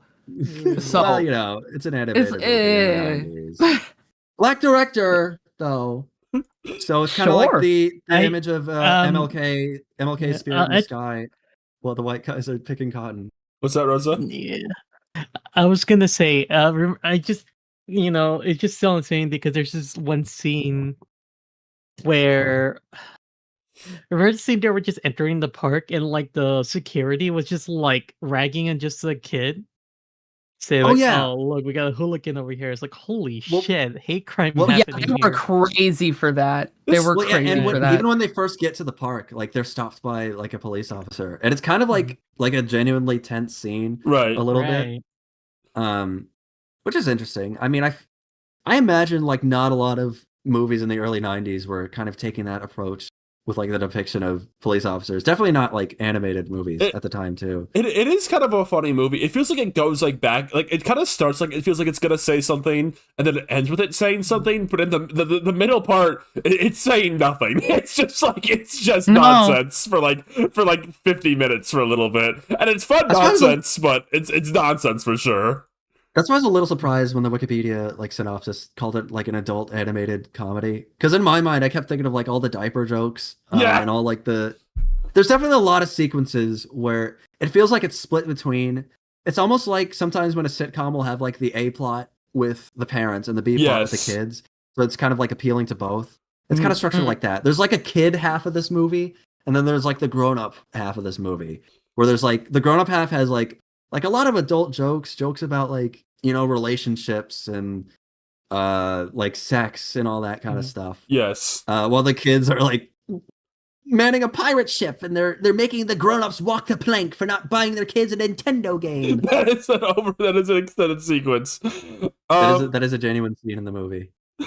It's interesting, right? Because like I would say if the movie was about something, I think Leon is kind of the one who gets like actual development. I would say like he kind of starts like in the movie a bit like sheepish and like a bit cowardly, and like Bebe's kids kind of help him like stand up for himself. Like he stands up to them, and they're like kind of proud of him for doing that a little bit. I would say like they're like he kind of grows from like them like kind of like toughing him up a little bit, like in the way they kind of care about him. Like he has like kind of the arc in this movie. The main guy kinda it's a bit weird. Like I think the tie through is supposed to be that he learns to kind of care about Bebe's kids, and he definitely learns to like kind of care about Leon. Like that's kind of a tie through throughout the movie too. Like he is like looking out for Leon in particular throughout the movie, which is like a sweet thing for him to do. But like I think the movie is like it's a bit weird. Like there's a sequence at the end where he sees what their home like is like, and it's kind of a realization moment.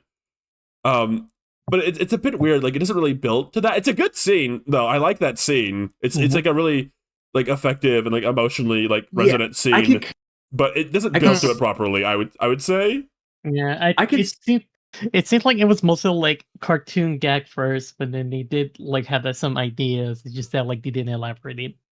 Well, I think they sprinkle some of that in there. Yeah. I do appreciate how they kind of tried, like Bebe's kids, like they're like nasty, naughty kids. They're always causing trouble, but there's kind of like an undercurrent of like building a little bit of sympathy for them, because you see them like getting hassled when they first get to the amusement park, right, when they haven't even done anything.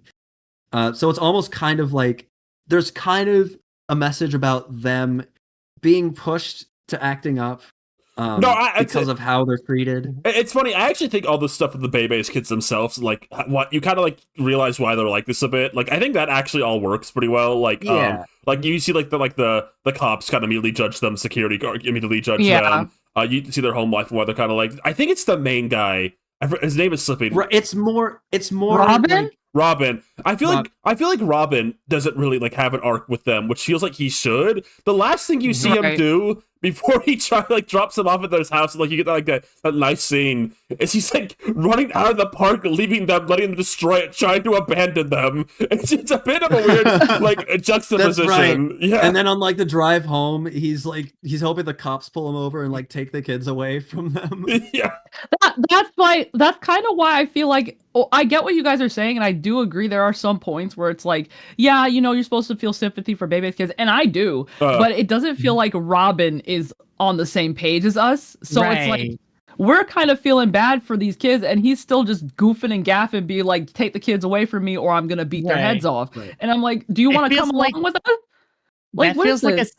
That feels like a scene that should only happen on the way to the park.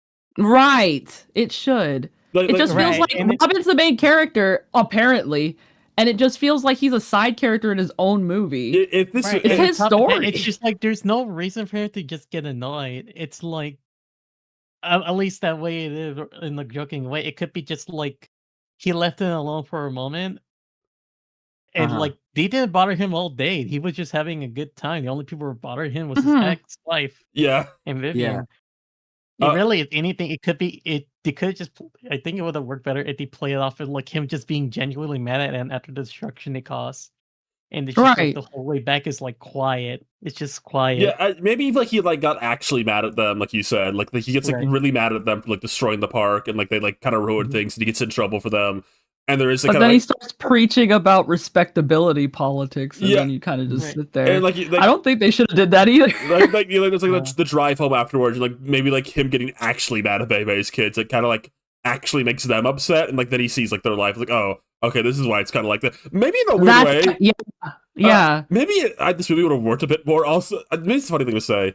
Maybe if Leon was like actually the main character of this movie, it would have worked a bit more, because he's the one who like actually develops a relationship with Bebe's kids in this. Like he's with them the whole movie. They push him to grow. He pushes them to grow a little bit. Right. If anything, Robin's place in this movie is a bit weird. He's mostly just there because it's based on the stand-up routine a little bit. Otherwise, like the two plots with Robin and his love interest and the Bebe's kids themselves are a bit superfluous, like with each other a little bit. They don't intersect a lot. No, the movie. no. They're very much separate throughout the whole thing. Yeah, I can see that definitely, because it does feel like they build sympathy like for the audience, so you kind of get what they're going for. It feels definitely like they made a comedy movie, but you need to have the scene. You need to have like the emotional scene that lets people leave the theater feeling like, I'm all warm inside and like I kind of learned something today. So because they made it at the end. They made it at the end, and he's going in there. He's like, "Oh, where's your mom at? She's not here." Blah blah blah. Like it didn't. Like somebody said earlier, it was not earned. So if somebody in the audience was annoyed of these Bebe's kids, he'd be like, "Fuck them, leave them. I don't care. Fuck them kids." I'm gonna get out my belt and tower over them and put it on the YouTube thumbnail. Okay. Now you're saying he would be completely justified to feel that way, right? I'm saying that not justified, of course not, but definitely you have no reason to feel any other way if you're one of these angry white dudes named Doug Walker. That you're just like, oh, they should have beat those kids. Oh, why did he beat them? Like, oh, why did he give him a little corporal punishment? It's like should have put him in the corner. We gotta bring back the death penalty. Oh. That's my thing. It's like because I have empathy, saw these kids and I was like, oh man, poor guys. Robin, do something, man. Go get them some food or something. Like the little baby being like, the pizza man don't come here anymore. I was like, oh my god, the pizza man don't come here no more. That's so sad. It is. But nobody else fucking cared. I'm just like, it's whatever. Was there like a huge booger joke that we all screamed at? I think there was something about a booger. There was definitely a booger joke in this movie. I don't know what it was. I remember there was like the pee-pee dolls that squeeze green juice. Yes. On the security guards. That was so gross and lovingly animated. Do you think Bebe's Kids could have become like? They should have done the Roger Rabbit thing and had like theatrical shorts with Bebe's Kids to like play before different like Paramount movies at the time. They could have just like shorts where Robin brings them different places and they destroy it. Yeah. I could enjoy that. We should bring it back. Do you think they're like beta versions of Stitch from Lilo and Stitch? No, I don't actually, because I don't think this is a Disney movie. But Disney stole the idea. They said, "Okay, we're gonna take all of Bebe's Kids and put them in one guy." Did you know Disney actually was at the meeting for Bebe's Kids and they stole the idea? Did you know this? We should do that. Let's have like a series of TikToks. They are the blueprint for the most chaotic, evil creatures on the planet, and they said evil. Stitch could be that. They're a little evil. No. They're a little evil. Bebe's Kids. We don't die. We multiply. It feels like they're a big deal in this world too, because there's a lot of scenes where people just cower at like the sight of Bebe's Kids, like the cop at the end that Robin tries to get to like pull him over to steal the kids back. The cop is like, "No, those are Bebe's Kids," and then he like drives away on his motorcycle. I'm just imagining like a grander world. We should have like a modern revival. We did mention like if they made Bebe's Kids today, it'd be a 10-episode streaming series on Paramount Plus with rigged animation. I'm always thinking like that one show was it like it's a reboot of something. Was it? God, what was it? Dawn. It is on the Black Family show. It was the sitcom from the 70s. And it got like a modern revival. Oh, I'm me, dumbass. Hold on, let me. Come on, I need to. I know what you're talking about. Oh, good times. Good times. That's the good one. Time. That's the one I was thinking about because a lot of the promo art of that show, like in still, looks really good. Like it's like pretty like fun, appealing drawings. And then you like watch the show, and it's like flash rigged animation. And it's like, oh. This is like these designs shouldn't be moving like this. They need to be moving animated. Animated. Go on. Yeah. No. I was just gonna say animated comedian vanity projects that come out now. We don't get like this like theatrical. You're not getting like a theatrical animated product. You are not. You're getting like the Kevin Hart show where Kevin Hart is 10 years old in rigged animation, or the new Everybody Hates Chris. Where Chris is 10 years old and he's got rigged animation. Little Kev. This is throwing me off because now I'm just like, are there other like shows like this that I didn't hear about? Were there cartoons? I know there's Little Kev. There's a new Everybody Hates Chris. There's got to be a few others. I don't think I'll count Little Ellen in this conversation. I think that's kind of a different category. Wasn't that way before? Like, that's not now, right? That was way before. Well, it was way before, as in like 6 years ago. That's a long time ago. Not too before. It was a long time ago. Was Class of 3000 like the finale of like a famous person getting like a cartoon based on them? And like it being like actually actually animated. I think is that the last one? Did they stop after that? I was gonna say no, but then I thought about when you said actually animated. Yes, that's what I meant. Yeah, like not like flash rigged animation. You're right. Class of 3000 gathered like the best people for its like art direction. Now it's like you gather the best of the best people for your art direction. And then like Adobe Premiere for your animation. Adobe Premiere. You heard it here. The Startcasters hate rigged animation. If you're a rigged animator, you're not a real animator. No, I didn't. You need to go back to the school. You need to go back to the school of spum and learn how to do some like ease-ins and like expressive. That's not true. I can't be spum because I spent like half of this podcast I went to like Steven Universe Adventure Time. I'm the most soy, gay, queer like animation. You person better be alive. there when Adventure Time Side Quest comes out and it has that uncanny like digital Toon Boom animation. You better be there for it, Ryan. You better be there for when Jake the dog's like tweened head is rotating around when he uses his stretchy powers. You better be there when Jake's stretchy powers are just like his model getting vector stretched. Like he just grows slightly bigger than just like and he's like in a new form. Like how like when Beast Boy transforms in Teen Titans Go. When Beast Boy transforms in Teen Titans Go. Yeah. Urkel Save Santa. Thank you in the chat. Urkel Save Santa. That's another example. You make a good point. Spummer Vacation for you rig sloppers. Spummer Vacation is really good. Oh man, Baby's Kids, am I right? Yeah, you know, I'll say this. I think if you like animation at all, I think this is worth watching at once. I feel like this is like a movie for like the culture of animation a little bit, if that makes sense. Like it's kind of like the culture and the culture and just the culture and the culture just in general. This is bridging the gap for like the white tuner and like the black comedian tuner. I think. But here's the thing: it's like my thing is like if you just want to watch an animated movie, just watch Baby's Kids. It's fun, but please don't let this be your favorite reference for black people as a whole. I know some of y'all watched Boondocks and thought you understood everything. Don't do that. That's all I'm saying. No. Enjoy Baby's Kids. Don. But there's some things where I'm just like, I don't know. Don, I've learned if I want to learn about black people, I have to watch Goofy Movie. That's the one, apparently. Yeah, that's the starter. What's like the black people starter? If for some reason, let's say like you live in like a food desert in like Idaho, and so you have like no, like my dear friend,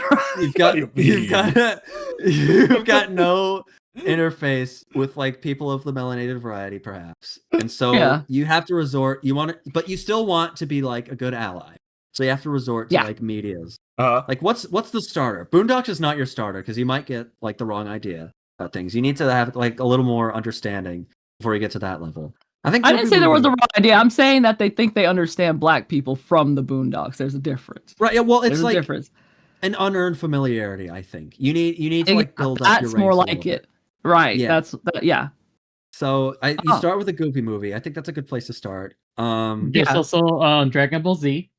Yep. I was about to say, any anime where there's hip hop in it. So Samurai Champloo, that's another starter. Yeah. I think Craig of the Creek is a safe one. Okay, there we go. Oh, very safe. So that for the kids. Like black. That's actually an answer. Like the other ones. Come on, Goofy Movie's like a semi-real answer. I think that's what I've heard. Like, I know Atlanta made a whole episode about the Goofy Movie being. I mean, I'm not denying it. Yeah, that's something. We're talking starters. We're talking like you haven't even met a black person. Yeah, you wouldn't even know. I can't even imagine. Like, it has to be a cartoon. What about the Cleveland show? Is Cleveland Brown a good starter? Oh fuck! I think. Hey y'all. Like, if it doesn't have to be a cartoon, I would have said Fresh Prince. Yeah, I'm saying that maybe that's like level 2, because like. Oh wow! Okay, it's not even a starter. Well, no, because like we need to like abstract the black person a little bit, like before we get to, because they might get scared when they see like live action. Oh, okay, you know? okay, good point. That's a good point. So you start with a Goofy movie because it's technically no black people at all, but it's just kind of like spiritually, you might feel spiritually black. Yeah. Then you go to Craig of the Creek, where it stars a black kid, or should you go to Hey Arnold next? Is Hey Arnold a good? Hey Arnold kind of has like the spiritual black energy. You know, Gerald might be the first black people like multiple children I've ever met. That's so terrifying to ever think about. Oh, he's like cool. You know, Gerald's just a nice kid. I like Gerald, so everybody likes Gerald. The kid from Recess too. That like Recess or Hey Arnold, good starters for people who don't know what black people are. Cast, but there's one black character who's like kind of positive representation. Did you say Skeeter from Doug? Yeah.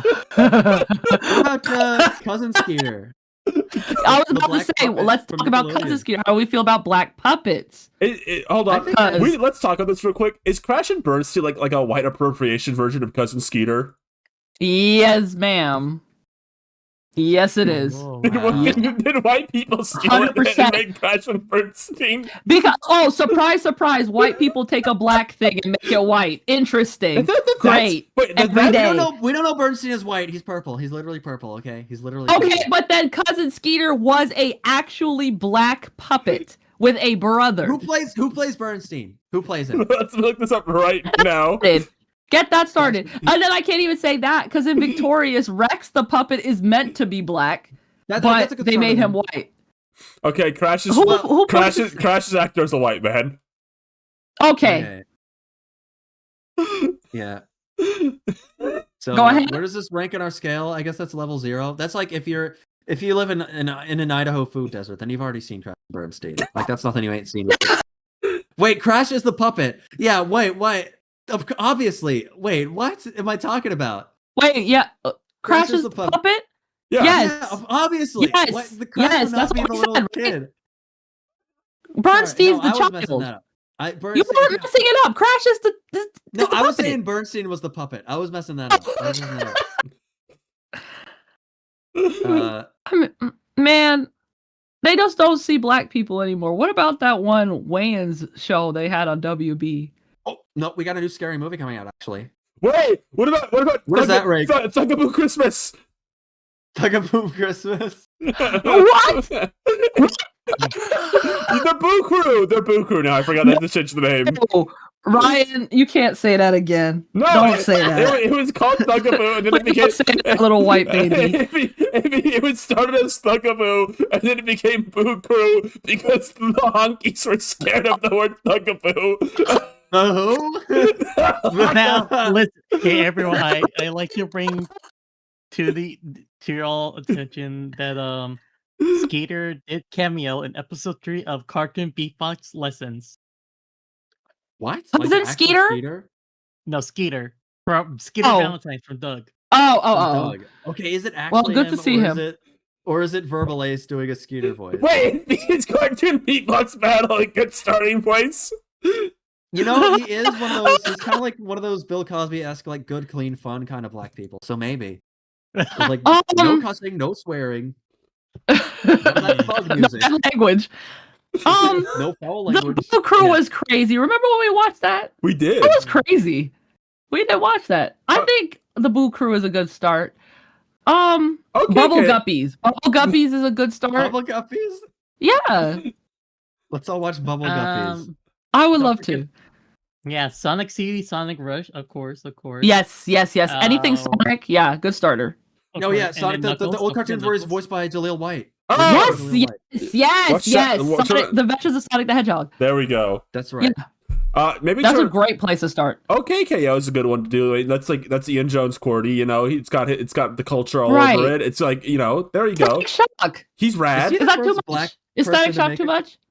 Is he the first black? No, he's not the first black. No, because Class of 2000 was Andre. Yeah. Okay. Yeah. I think there's at least one other too. Somebody in chat brought up Backyardigans. Correct. Yes, Backyardigans. Is Rhapsody Street Kids a starter?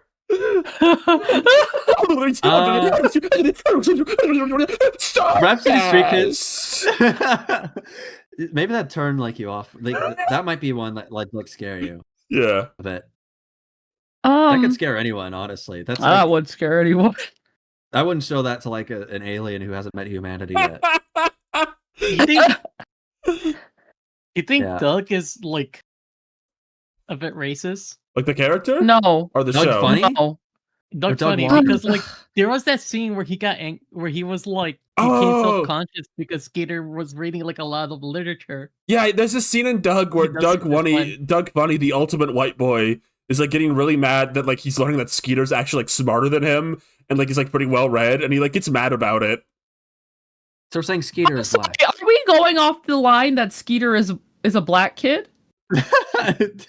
Do we know that? Is that true? No, I we guess don't. we could- That's why I'm asking. What? we what could do you ask. They think can ask us Skeeter's right now. doing? Wait, what do we? I just What- I seen it in pop culture. Like Skeeter Eater is like seen as like a black character. It's a guy. It's like a, What? I No, don't know about Skeeter. I have heard about this. I'll defend Rosa Okay. here. I have heard about this. Yes. I think that's like a Really? Johnny. That's a Mhm. Johnny 2x4 level. I think black reclamation. Okay. Oh, you where- know, but I mean, I can at least like believe Johnny, You could like, because he doesn't Sure. have a weird skin color. How am I supposed to know? And then Well, at hold that on. point, why What did they about- just make him black? What about the blue guys from Proud Family? Are they? Yeah, maybe Skeeter's just ashy. Ashy. They're No, maybe ashy. They're ashy. No, maybe they don't maybe Skeeter- moisturize. Maybe Skeeter's just ashy. Maybe Oh Skeeter's my an ashy black God. kid. You're right. He isn't in the No. white neighborhood.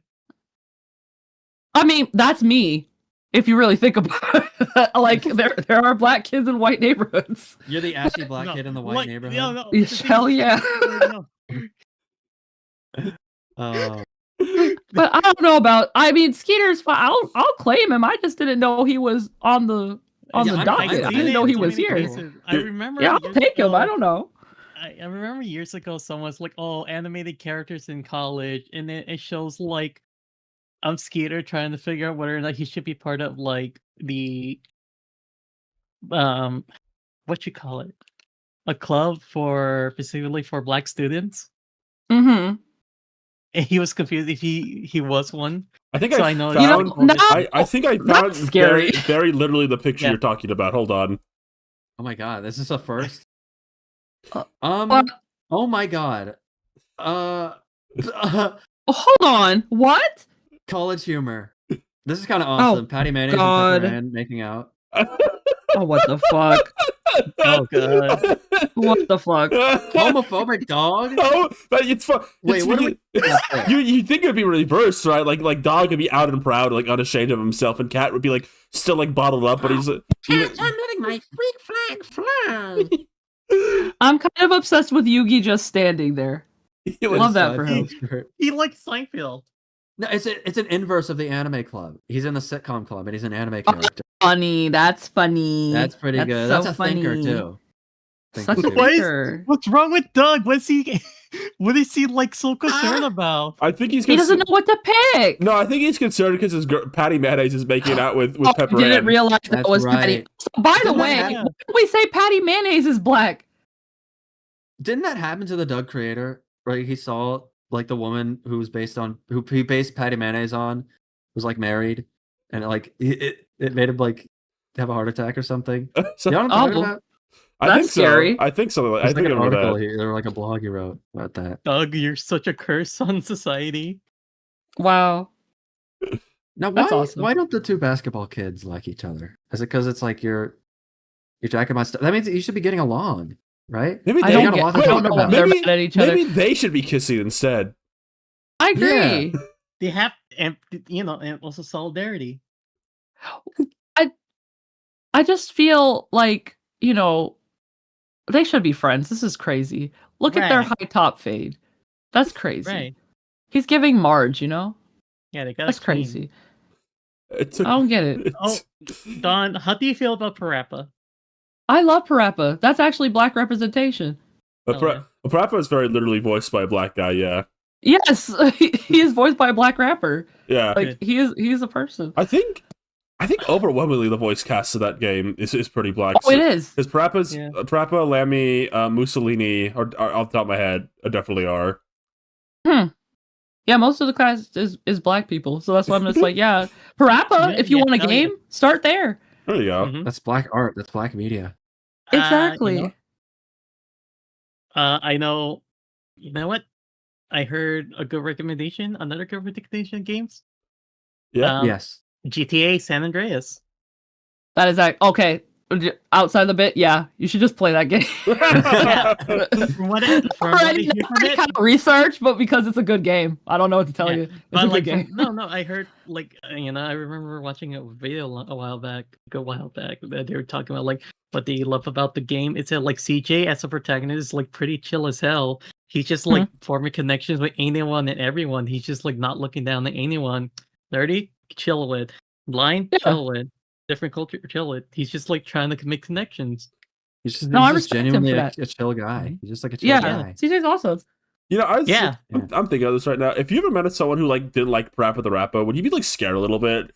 I just feel like that's no, because Ryan, I'm gonna be so serious with you. If somebody came up to me and said, "Hey, I didn't feel Parappa," and I asked them why, is it the controls? Yeah, they're a little buggy. No, I didn't care for the music. I would be so scared. I would be so scared. There are people who edit out the rap from the Gorillaz song. I think I've talked about this before. That's insane to me because like 70% of their songs have like a rap verse in it, and a large margin of them are like almost entirely rap too. Like if the concept of Gorillaz fan who hates rap is so funny, because like what songs do you like from them at that point? Like right. It's like being a Persona fan. It's like being a Persona fan. I was about to bring that up, where it's like somebody tricked a bunch of Persona fans to listen to. Yes, I was going to say the exact same thing. That's like a good way of... It's so fucking funny. That really got me. That was so good. Let me get a Gorillaz song with nothing on it. That's so the concept listen to like Clint Eastwood and just listen to the part where Tootie does like his like part over and over again, like and skit like this flimsy Steve. Without the rap, like what are you listening to at this point? Right? Okay, let me be honest with you. I love Gorillaz. I love 2D singing. I really do. But most of the songs are made by the rap verse or some kind of somebody coming in with a verse. Like it's just, if there was a whole song where 2D was singing, I'd be fine with it. You know, where's De La Soul? Like that's the thing. I don't know. I just don't get hating rap so much. Maybe these aren't real people. It really is just racism. It is racism. It is. Like, I try to be nice and be like, oh, they're just ignorant. They just don't want to try anything. No, sometimes they just doing it just to be belligerent. No, sometimes you're just racist. Right. I'm going to say right now, I'm not a big fan of racism in any form. I got to say. And my respect to you. I'm not big on it. I'm just saying I'm not big on it. I don't know if I'm going to make some enemies by saying that, but you might rattle the fucking whatever. I don't know if I'm rattling the bird's nest here. I also want to bring out hip hop is also like part of the Gorillaz lore because Russell was possessed by the spirit of his friend who also comes in with the rap verse at the times. Yeah, that was right. for the first album. Yeah. That's correct. Do I need to read a Gorillaz book to catch up on all this? Because I like the music, but I don't know a lot. Just watch a kid on YouTube go over the whole fucking storyline. I should watch like a Zoomer with a lapel mic doing a video the phases. That's all you gotta catch up on. Just like open up corkboard. Just open up like the Gorillaz Iceborne bird video and like just read everything you know to you, and then you'll get it. Okay. Like I think first of all, let's ask this: who's everybody's favorite Gorillaz member? Okay. Ooh. You know, I've never really given this severe thought because I kind of like all of them. They're just like they're just inherently like the 4 like best looking characters ever made. Right. They all bring a little something. I think the way I work is like I like all of them except Murdoch. That makes sense. You would hate him, wouldn't you? Like, they were doing their humans shit. I was just like, now what the fuck did Murdoch get up to now? I'm sick of this shit, bro. Like I check up on them like they're friends on Facebook. I don't fuck with him. I do not care for him. My favorite gorilla is Ace. From the Powerpuff Girls, yeah. Yeah, Ace was pretty cool in that. I did like him in that. For I a think little bit. I remember Nick Taylor pointed out that like Ace had like more of an appearance and presence in like the gorillas than he did in the reboot. Yeah. Yes. I think that like era of gorillas was happening while that reboot was happening, which was kind of funny. It was like around that exact time. That is such like a funny thing that happened. That like everyone go watch Nintendo's video about the Powerpuff Girls 2016 reboot. Hey, can you wait? Walk down memory lane. You can watch it after we finish here. Of course. Did any of you talk about the mountain? We did when that came out. We talked about it. Yeah. Nobody would have known about that. I could have just talked about that. Go watch that again right now, everyone. You can pause the podcast to watch that one. The mountain. God, the whole fucking album was so good. Oh my goodness. And I was talking about this on Blue Sky for a little bit, but it's gonna be so funny when we're like 45, and like this is kind of like the AC/DC of our time. The gorillas. Where it's just like where it's like, yeah, gorillas, where it's like everybody kind of came together to enjoy a little cartoon band, and then like teenagers will pick it up later and be like, oh man, gorillas, yeah, my dad's into it. And I'm into it too. I'm into it before everybody else. I'm like, okay. And then they're gonna start making shit up, like they said, oh, did you know Noodle is actually Korean and she's from Thailand? It's like, but I know she's not. Are you gonna lie about this? I felt this way about like the Wii videos where people are like, here's some random facts about the Wii, and I'm positive half of them are not true. And I know they're not true, but I'm still just like, maybe I forgot. Maybe I forgot. Like, that's what I feel about gorillas. Like, in the future, everyone's just going to look back on them and be like, damn, that's crazy that happened. It might not be that far away. I mean, there's already dads who like gorillas. Like, I think it casts a wide net. It's been around for a while. Jim Grisiel from Jim Reviews, he likes the gorillas, and he's a dad. Yeah. But my brother is a guy who likes gorillas. Oh, that's so scary. He's gonna put on Feel Good Inc. and then the kid's gonna sing along. He's like, what do you know about this? What do you know about this? Wait. Tootie Unk should join the gorillas next when Murdoch goes to jail again. You know 2D Unk, right? What? Wait, 2D Unk like gorillas? 2D? He's like a big fan of the gorilla? This guy's just like me. Oh, jeez. No, Don, 2D Unk is one of the cartoons I'm cooking up. Okay. 2D Unk. It's an uncle he's so old that he's from before the world had 3 dimensions. So when his kids are doing geometry homework, he's like, what y'all know about this? And they're like looking at like a square. That's like good, right? I'm so serious. That is so funny. That is really funny.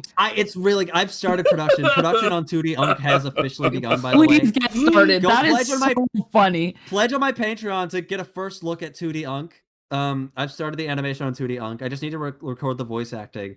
I'm just gonna riff a little bit as 2D Unk. I think he's gonna become one of my like treasured characters. I think we're gonna enter an era where we start getting 2D Unk bits on the Startcast. I think he's gonna. I'm a huge, big fan of him. Can I voice him? Sorry.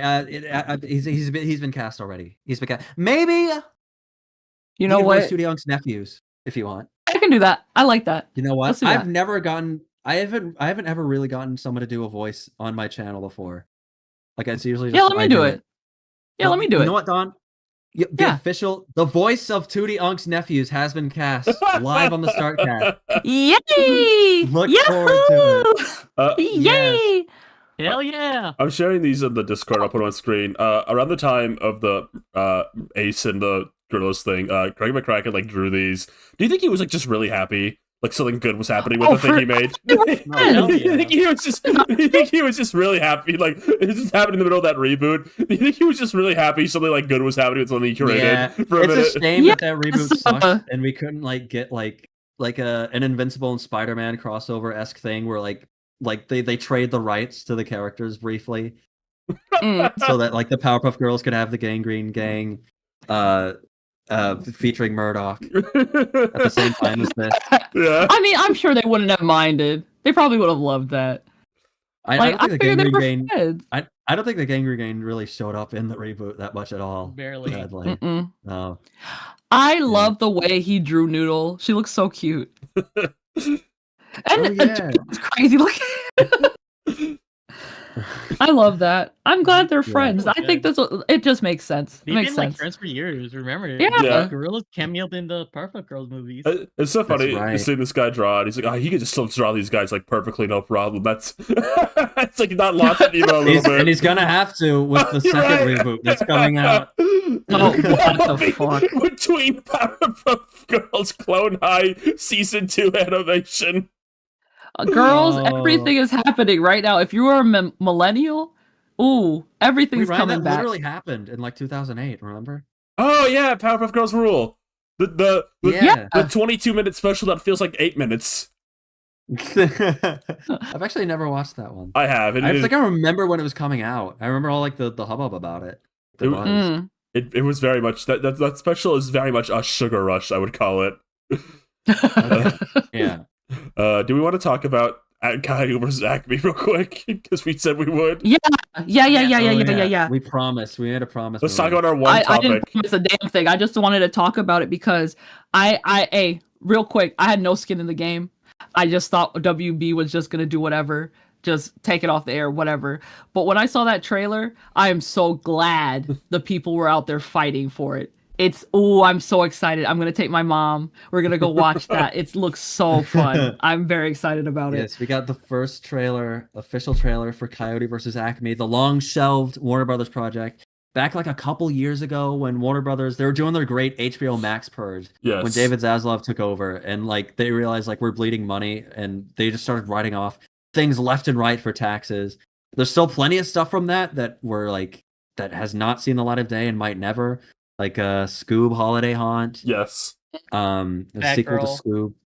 Batgirl. Oh yeah, Batgirl. Batgirl was the other big one at the That time. sucks. It was Batgirl and Coyote versus Acme were kind of the two big ones at the time that got like shelved. Yeah, and somehow this one got picked up by the distributor for The Day the Earth Will Up, the Daffy Duck Porky Pig movie that Yes. came out last year. Mhm. So now it's finally getting its release happen, which I think is just great. I mean, regardless of like the quality of the product, like this is like very much a triumph that this gets to come out. Yeah. Because there was a lot of disappointment surrounding it. Because like a lot of people worked on this, Mhm. and we're like pretty proud of it. And like seeing the trailer, they went all out. It's kind of like it's doing what Chip and Dale pretended to do. Mm-hmm. That's a good right. point. It was kind of a sad thing when this was like kind of getting like shelved a bit because I think the only like big name for this movie who was really like kind of like fighting for it, like Eric Bauza and like a lot of the smaller people who like worked on the movie, they were definitely like very public about talking about it. I think Will Forte though was like the only one on this movie who like was really fighting for it. Because John Cena I think said nothing. And then James Gunn I'm not surprised to hear that. Said nothing. I'm not surprised to hear they that. weren't really like going, oh sorry, this is like a bummer. We had a great teamwork. I think those on were the it." guys. Those were the guys who were like wanted to keep their jobs, so they didn't want to say anything. No, yeah, Will Forte was like, Just like I couldn't even believe John Cena was on this and then didn't say anything. He was about to waste his time. No, he needed. He was gonna be Hey. Peacemaker. He's got to be This Peacemaker. is in the true. movies. No, I remember He like can't say nothing. I think Blake, a friend of the show, Neil Evans, was talking about that one time, and I remember like feel like it is kind of like a bit shitty towards the people who worked in this movie, like the two biggest names attached to this, so Right. like nothing. And Will Forte was consistently like, oh, it's like a shame. We had like a great teamwork on this. He would talk about like everything. But it's like, yeah, I hope they get to like progress on the do. We had like a great teamwork on this. It was just shitty. Like some of the bigger names weren't like sticking up for the people who worked on this one a bit. Yeah. But no, it's good that it's out, and Warner Bros. Is actually accidentally given this movie like the best marketing they could have asked for, which is like Acme, like the joke of like Acme was trying to like cover the movie up or whatever. Yeah. Oh, it's the movie That's they don't funny. want you to watch. Yeah, That's so Put that funny. all It over worked marketing. perfect. Right. Yeah, that's a pretty push to give. But yeah, the first trailer is here. We get the first look at really like the characters in motion. and it's going for sadly it's not like a full 2D animation. There's like a mix of like 2D for a lot of the background characters. Yeah, like the main characters are predominantly like cell shaded CGI. Right. Like there's like a which I like. When I was gonna say, looking at it, it's kind of like the in between of like into like the back in action. And that's exactly my point. I bring out my big board of all the connections. This is a back in action like timeline. This one, like there's branches. Similar universe where they're, like, actors. Similar universe. They branched off. Please understand. It's like a cute concept for a movie, like the concept of like, Acme's always been like this like prevalent thing that exists in Looney Tunes, and like Coyote kind of gets fed up and sues them. It's like a very cute like concept for like a movie. For sure. I think they need to do this more. Like this feels better than the sports movie. Like, don't get me wrong. Stop. I love Space Jam. I love the original Space Jam. I like back in action more. I like the Looney Tunes being in our world. I think that's funny. It works. And it's the same reason it worked in Roger Rabbit. It's just a funny concept. That's why I'm just like, I like it. So keep doing that. Put them in other things. Ideally with this, you'd get more, because I think my problem with Space Jam, like I kind of have like a beef with Space Jam a little bit. But I think the problem with it is that it's kind of more Looney Tunes as a commercial property than like a cartoon thing. Whereas Back in Action, that was directed by Joe Dante. Yes. Who's famous for Gremlins. And he's like a huge Looney Tunes fan. So that's like a very unapologetic, as much as it could be. Made with love. I can feel it. Like just seeing the two differences between those movies. Like Back in Action just feels like generally like a cartoon. It's like the amount of fun they have with the prop. Bless you. Bless you. Breathe. Oh my god. Water. Oh my god. We lost her. Okay? Go away. Oh my god, are you okay? Oh, no. Okay. Okay, she's good. No, she's fine. Everything's okay. Everything's all right. Rosa died on stream. Oh I would have to go after her. I would have to just I would end it all right here. We'd all have to buy the first plane ticket. You're right, that put a real damper. It's like I would just don't die on this episode. This is like I'm fine now. What I was gonna say, differences in Space Jam. So Space Jam movie, they kind of like made it like, oh, the Looney Tunes live in their own world, but in Back in Action, it's kind of just resettled to like, no, they just live alongside Tunes and they are working people. Right, like it's the Roger Rabbit. Ryan, I'm so glad you posted this GIF because that joke is when I realized, oh, this is not Space Jam. It's like it's so blatantly punching Space Jam in the face. There's a few moments. I always thought that was funny. I think Joe Dante is like a very public like Space Jam hater. There's a few like Space Jam digs that we like. There's like a point where like Bugs goes like, why would I need a female partner? I am the female partner. And that's when he becomes beautiful, sexy female Bugs Bunny. And you see this. Look, we may not agree, me and Joe Dante, but he understood the plot. He understood the mission. He knows Bugs didn't need a female partner. He knows that. Lola, I'm happy she's here, but he knew that Bugs is the female partner, and that stuck with me. I that think, stuck with me. I love it. He had said at some point, like behind the scenes, the movie was supposed to be like anti-Space Jam as like a concept. Love it. Huge fan. Wait, what about this comment though? They should do a movie where the Looney Tunes work in an office building. I wouldn't mind that. What I was gonna say? No, I also remember in the joke in Back in Action was like the villain's taking off his disguise, and one of them was just like Michael Jordan from the original Space Jam, straight up just like spliced in from Space Jam, and he just repeats it like a line. He hates that fucking movie, dude. It's like, and I felt the hatred, but I also felt the love in the movie. So it's like, I get it, because Space Jam is just like, and then Michael Jordan is there. You know, and then this one is like, wait, we know what Looney Tunes is about, and we have jokes in Looney Tunes, so let's tell jokes. I'm gonna be honest with you, Space Jam is not that funny compared to Back in Action. Space Jam is very accidentally funny. It's not intentionally funny. It's like ironic funny as like a time capsule of 90s commercial product. What's that scene where Michael Jordan's like sidekick like talks about like lacing like your Nikes, grab your Gatorade, and we'll grab a Big Mac on the way to the arena. Yes, It's just yes. the most absurd line ever written. Like, all right, guys. That was so funny. Oh my god. No, go on. Okay. I just fuck. I lost my thought. Lost my train of thought. It's okay. It's okay. Take your time. Well, about Coyote versus Acme though. Uh, What do we think about the animation in this? Because I think that's the one kind of like divisive point. I think with this, it's a bit odd looking. I won't lie to you. It's not good looking. There's a few points where, like, I think characters look good for like very specific angles. Like Daffy will looks pretty good in like the shots they give him. And then like comparatively, like Coyote and Roadrunner look kind of odd. A lot of shots they get. I think the notable one is Foghorn. Like, does not look like.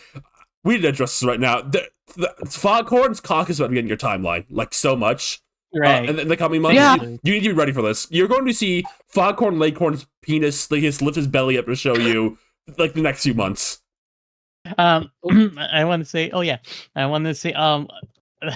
when I saw Foghorn Leghorns, that's when I realized, oh, they're using CG. Yeah, yeah. He is literally no, because there were parts where like anybody else would be on screen, but it was him that made me like, this was CGI. Like I don't know. Like, he looks like a man. He looks like a guy to me. Right. He looks like he looks like the one of the characters from Guilty Gear Strive, Goldwill. He looks. There are a lot of shots of this thing. Yeah, he looks like Gold Lewis. It does look. It looks. I'm given vibes of the Rocky and Bullwinkle movie. Yes. Yeah. Yes. And I forgot about that in my timeline. I need to put that on the thing because that is also a part of this. Because like cartoons in the human world, I want to say Rocky and Bullwinkle are like there, like they are those guys. Because like Roger Rabbit was 2D, right? Yeah. Yeah, Roger Rabbit's full 2D. Yeah. Rocky and Bullwinkle would have been one of the first to do the 3D on screen. Yeah. It's definitely like an early case of like the cell shaded look too. I'm like, because it's like it's one thing when they're 2D and you're just like, okay, like even Space Jam that was 2D, yeah. But I was just, wow, I think that has to be a part of this branch too. Fuck, I almost forgot about that. Yeah, I do. Yeah. My mom paid for the pay-per-view for that, and we watched it all day. I can remember that. I could get the allure of using like 3D models because like one, I think it slots more easily in like the Hollywood VFX pipeline. No, yeah, for sure. Because a lot of it is already using CGI and stuff. And I just hope they have enough sequences where it doesn't feel just like a budgetary like crutch.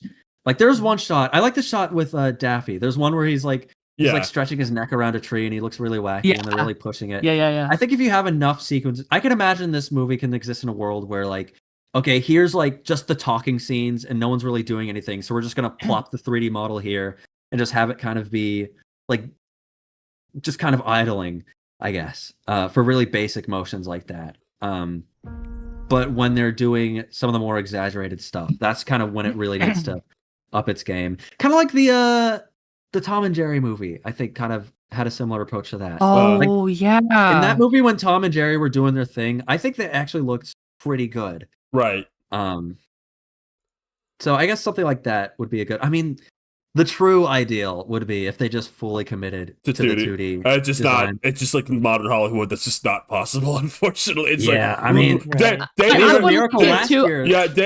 Earth blew up was like a borderline a miracle. I just want to give them a chance to see what they could do with the 3D. It's giving. It's just too. I don't know how to describe it. It's just not enough for me right now. But I want to see it in motion a little more than just. I can imagine a handful of sequences that are like, "Oh, this looks really good," and then you clip it and you put it to Twitter. And like, bad animation, who? Right. There's probably definitely going to be a lot of establishing shots or like rotating shots in like courtrooms where you see like Wile E. Coyote from an angle that he's never been drawn in before, and it doesn't look quite right. The trailer for this one is at 0.5 million views right now. So fortunately, it seems like the excitement is there. I was worried it was come out and like nobody would maybe care at this point. But I'm glad. I don't know. I was thinking about this right now. I think a lot of the times when we see like these kind of cartoon characters get adapted in new ways, this is not a very. It tends to not be very interesting. Like we've talked about like Smurfs a lot. Like the Cat in the Hat thing doesn't look very interesting. Tom and Jerry when it came back. Like that movie they did recently is like just whatever. Scooby-Doo. It's kind of novel to do something with like classic cartoon characters. It feels like almost inspired a little bit. I don't know, like you know, like it's very specific to like what like concept of Looney Tune. Like Coyote is suing the company in Looney Tunes, right? To, like keep Scream over. It's like an inspired idea. Finally, a little bit. Yeah. It's like instead of like them interacting with the real world, it's like their reality is part of the real world. Yeah. Yeah. Which the thing about it is also real quick, I find it very heartening that the Looney Tunes can do anything and people are still excited to see them. I genuinely think they are timeless, and it does they have make like me a dedicated feel good. following. Like even the day the Earth blew up, like that didn't have like a huge marketing. Almost none. There was still No, people still showed up. Like it didn't make a crazy amount of money or anything, but it was like. I think it was more than $0. I think it was for Ketchup Entertainment, the distributor. It was like their best, like their highest grossing release ever or something. Which is good for them. For like again, when I saw it, like there are actual people there. Like like again, my brother straight up told me I missed out because I didn't watch it on the big screen. I'm like, fuck. Man. No, I saw it on the big screen. I was like, shit, dude. No, but my brother barely goes to movies. All of a sudden, he's calling me saying, "Did you see that? You should have saw it." I'm like, "Oh fuck, dude." Yeah. No, I don't know how to describe that Foghorn. He just looks like he's not ready yet. He's not rendered. No, I ain't done yet. What back in. Option? Like, what would like making him look realistic? No. I wanted to say, outside of like the original context, he looks like he's ready to help a trans girl figure herself out. What are you talking about? It's a Guilty Gear reference. Okay, it's like that's a very okay. I see. Gold Lewis did do that. I saw him. But based on what we know from like this trailer and so like leaked transcripts that got leaked a while back, Foghorn's like the villain of this movie. I think him being like the big CEO guy is like a fun like choice to do because he's got the voice for it. Looney Tunes are like such like you just assigned the role for them. Like obviously Foghorn isn't literally like the CEO of Acme, but like if of all the Looney Tunes he fits that role the best. I think that's fun. This is not the first time because in the Looney Tunes show he was just the CEO there too. No, I'll go to the theater. Yeah, I'll be there. I will be seated. I can't believe it's coming out the end of the year. That's crazy. I mean, they already made the movie, right? So yeah, no. I mean, Ketchup Entertainment's gonna get like a fat stack with this one probably because they just had to buy the distribution rights. They didn't have to make the movie. Right. Yeah, I think that's fair. Yeah, I'm really happy that it's coming out soon. But I don't have to wait long. Via not releasing this movie, they've given Ketchup Entertainment like the easiest marketing strategy possible for this movie. They just had to pick it up. They're gonna, even if this movie like doesn't do gangbusters, it's gonna do really good for them. Seriously, like good for them. Good for them. I'm glad because honestly, even if this movie sucks, I'll still have a good time. Yeah, I'll still have a fun time. I like. If this movie sucks, it deserves to be released. Right? Yeah. Yes. So don't clip this and be like, "Oh, this sure aged poorly." Oh, I'm sure you're regretting what you said about this film. Oh man, someone will like die tomorrow. Someone will die tomorrow, and then people will be going into the comments saying, "This aged poorly." Oh well, this aged poorly after the untimely demise of Foghorn Leghorn. I'm sure you regret what you said in this episode, don't you? No. Yeah. That's what all the trolls will say. The trolls. I don't believe in them, man. I'm just trying to. Then I'll say your comment is aging poorly because I already did this like 6 months ago. No, you did it like on your last stream. I'm excited about the movie. Do you guys like these movies? Do you like? Yeah. I think what's the next place that Looney Tunes should go? Should we talk about Tweety's Black Heritage? I don't know. We've been going on for like you guys need to start talking about what hours. you watched or played this week, right now. Yeah. All right, fine. Who wants to start? Me? You can start, Dawn. You're like a special guest. Okay. So I only play MMOs. So what I did this week was play the new expansion patch for Final Fantasy 14. It was very fun. Fifiziv? Yes, Fifiziv. And I went to an anime convention today. Wow. And it was really fun. It was literally in one room, and it had vendors, and it had an event hall, and literally like maybe 40 to 50 people showed up. But we had a great time in that little room. Huh?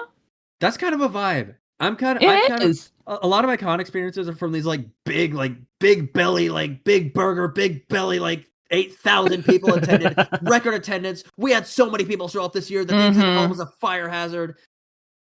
Especially on your side of the just your side of the place, because it's just like, my God, California got everybody in it. But no, it was $5 to get in. It was a room. They had vendors in it. They had video games in it. Do you want to play the video game? Sure. And it's like, I loved it. It was great. Every convention should be $5 and in like a library conference room. Like, they should just do that. So I definitely had fun with that. I got a bunch of like old timey. God, it's from the early 2000s and the 90s. I got a bunch of that stuff. Old timey. Honestly, y'all think I'm 40 anyway. I know I did that. You think you're 40. You call me 40. I don't think I'm 40. I called you old earlier today, and you agreed. You're like, of course I'm old. Yes, because I live long. I'm alive right now. You see, that's gonna age poorly when I die. You know. Curious that Don said he was alive in this episode. When lo and behold, 28 years later, aged poorly. He met his I'm gonna knock on every piece of wood. I'm so scared. Nah, you'll be. But anyway, yeah, I know I aged myself, but it's okay. Like, she had all kinds of old people stuff, and she was like, "Yeah, I've been collecting for like 30 years." I'm like, "Damn, that's a long time." So I took up some of her stuff. I had a good time. I saw the Uma Musume girls. There was a bunch of cosplayers for that. They were there. The girls were there. Yeah. I saw my dear friend TM Opera O. I was gonna send the pictures, but I was like, you know what? Nobody cares. So I did not send the pictures. But you know, they were there in droves. Actually, there was a lot of them. And then, you know, some people doing like Helsing. A lot of the people there seriously were my age and older. So it was definitely a con for me. If you liked, I don't know, Dan, that wasn't your con. That wasn't for you. So whenever that comes back around, I will be back because I'm sick and tired of seeing new anime. I don't talk to them. So I had fun today. That's awesome. That was it. Yeah. Yeah. That's sweet. I love that story. Thanks. You probably have something too, right? I should have done this week. Haven't experienced anything new. I just mostly been playing like Tomodachi Life, which has been really fun. Can we get a brief update? I forgot about her. Yeah, tell us more about that. I've been playing that too. Go. Let me tell me. So on my island, what's in my island? I added in like my characters. Oh, your OCs, yeah, my OCs. So I had them in, making sure the siblings and establish the relations. Something surprising happened was like when I saw like two of my characters that never planned to have like any sort of romance with, like one of them develops a crush on the other. It's like, wow, that's really funny. I didn't think about that. Mm-hmm. What are you gonna let it play out? Do you think it could work? Yeah, I'm letting it play out. I want to see where this goes. Okay. But not too big. Just rearranging my island. I was just trying to make up a new section to have like subways, trains, and add in new areas to fit in people. You know, today I added a Waddle Doo pet. I had a Waddle Dee pet for a while, so I added a Waddle Doo. That's what I did today in my Tomos. Nice. That sounds so cute. Oh yeah, I also want to mention the Lumi is trying to build the Starcast house. The Starcast house. Like, oh, we're gonna live in a big tuber mansion together? Yes, kind of deal. Oh my god. The Like how I Start always house. wanted. Yeah, the Start I don't know. house. The Start house.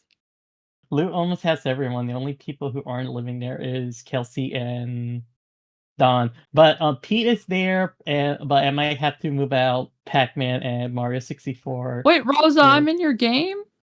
Yeah. Show me. Send me an image. Show me later. Yeah, I'll show you later. Show me because, later. It's kind of hard to like use send out image because my brother's borrowing my capture card. So. Of course. Oh damn. I can always take a picture of your little screen, like retro style. Everybody. Like Everybody's everybody, been like doing us that. normal people. Okay, but I have I'll to do be that. honest with you. This is a hot take. I think that it's quite charming when people just take pictures of their Switch Oh yeah, and share yeah. it with people. I think it's really cute and I like it. So let's keep doing that. Yeah. I wonder, did I update it on here? Did I make it like a no? I didn't say on here that I added in like Mozart, right? Mike Mozart. I don't know of Yeah. Jeepers Media, but Mike Mozart of Jeepers Media has been. You heard it here, folks.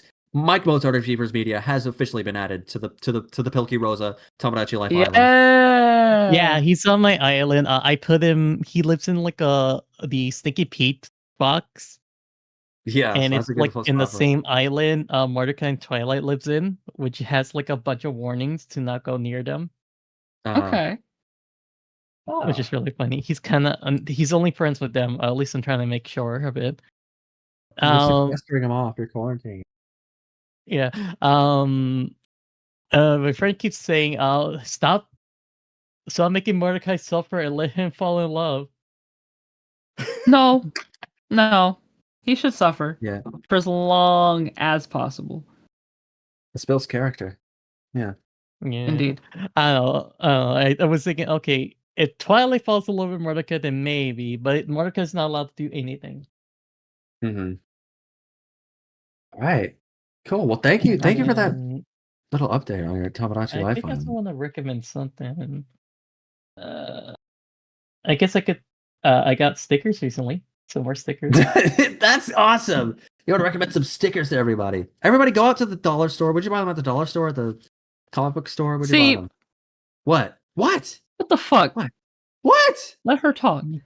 You hate joint. See, it's like that one post. I'm not hating. I'm saying to buy stickers right now.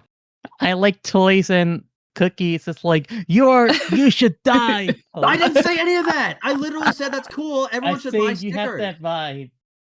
You have that vibe. You're spiritually that picture. Whatever. You want to know what I did? Today was free comic book day.